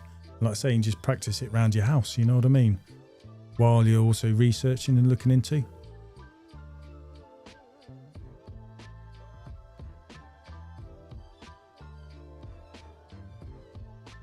Oh, that's cool, Nelly. At least you know he's sounds like he's listening to people as well. Really trying hard. Which is a good thing, isn't it? That people listen.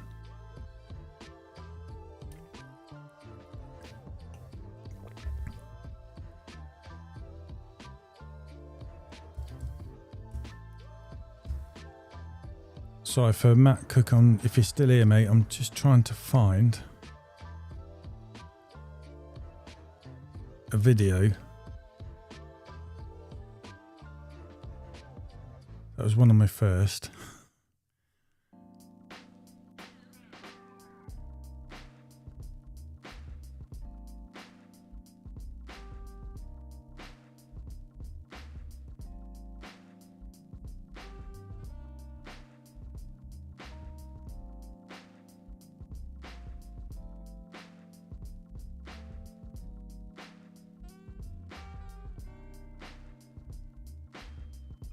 I probably ain't going to bloody find it now. I'm hoping that I've got a link.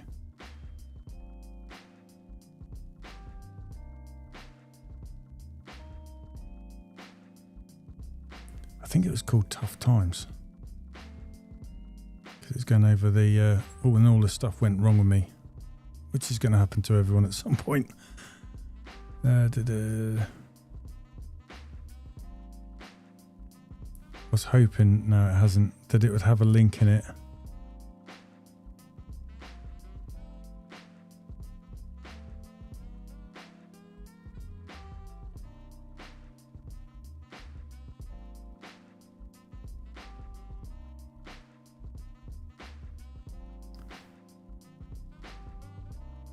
These are the videos where I just stare at the camera and not even blink. I don't think I'm going to find it, mate. Sorry, buddy, but I can't remember who the hell it was. It's called Start Playing. Oh, I don't know.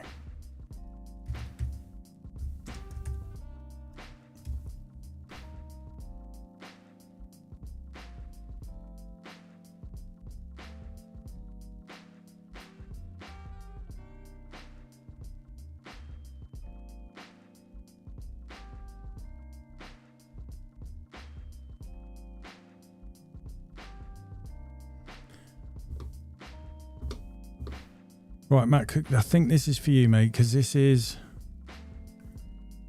probably what it's called now. I just looked up startup loans, apply for a startup loan for your business, and this is under the gov.uk, so it's a government-backed scheme. And then when you click start now, it comes up with this. And then basically look at going through that. So read up on that one, mate. So it's basically a loan, but at a really good rate. And then you'll probably be able to get a setup straight away, as opposed to working 2 or 3 years to get that set up, if you get what I mean.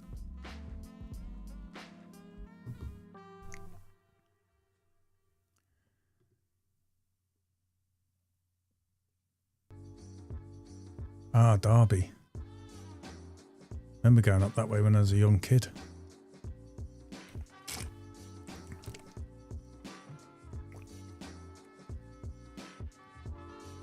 Yes, Matt, I'd have a look at all avenues, different ways of getting in there, and see what one, because everyone's circumstances are different, kind of suits you.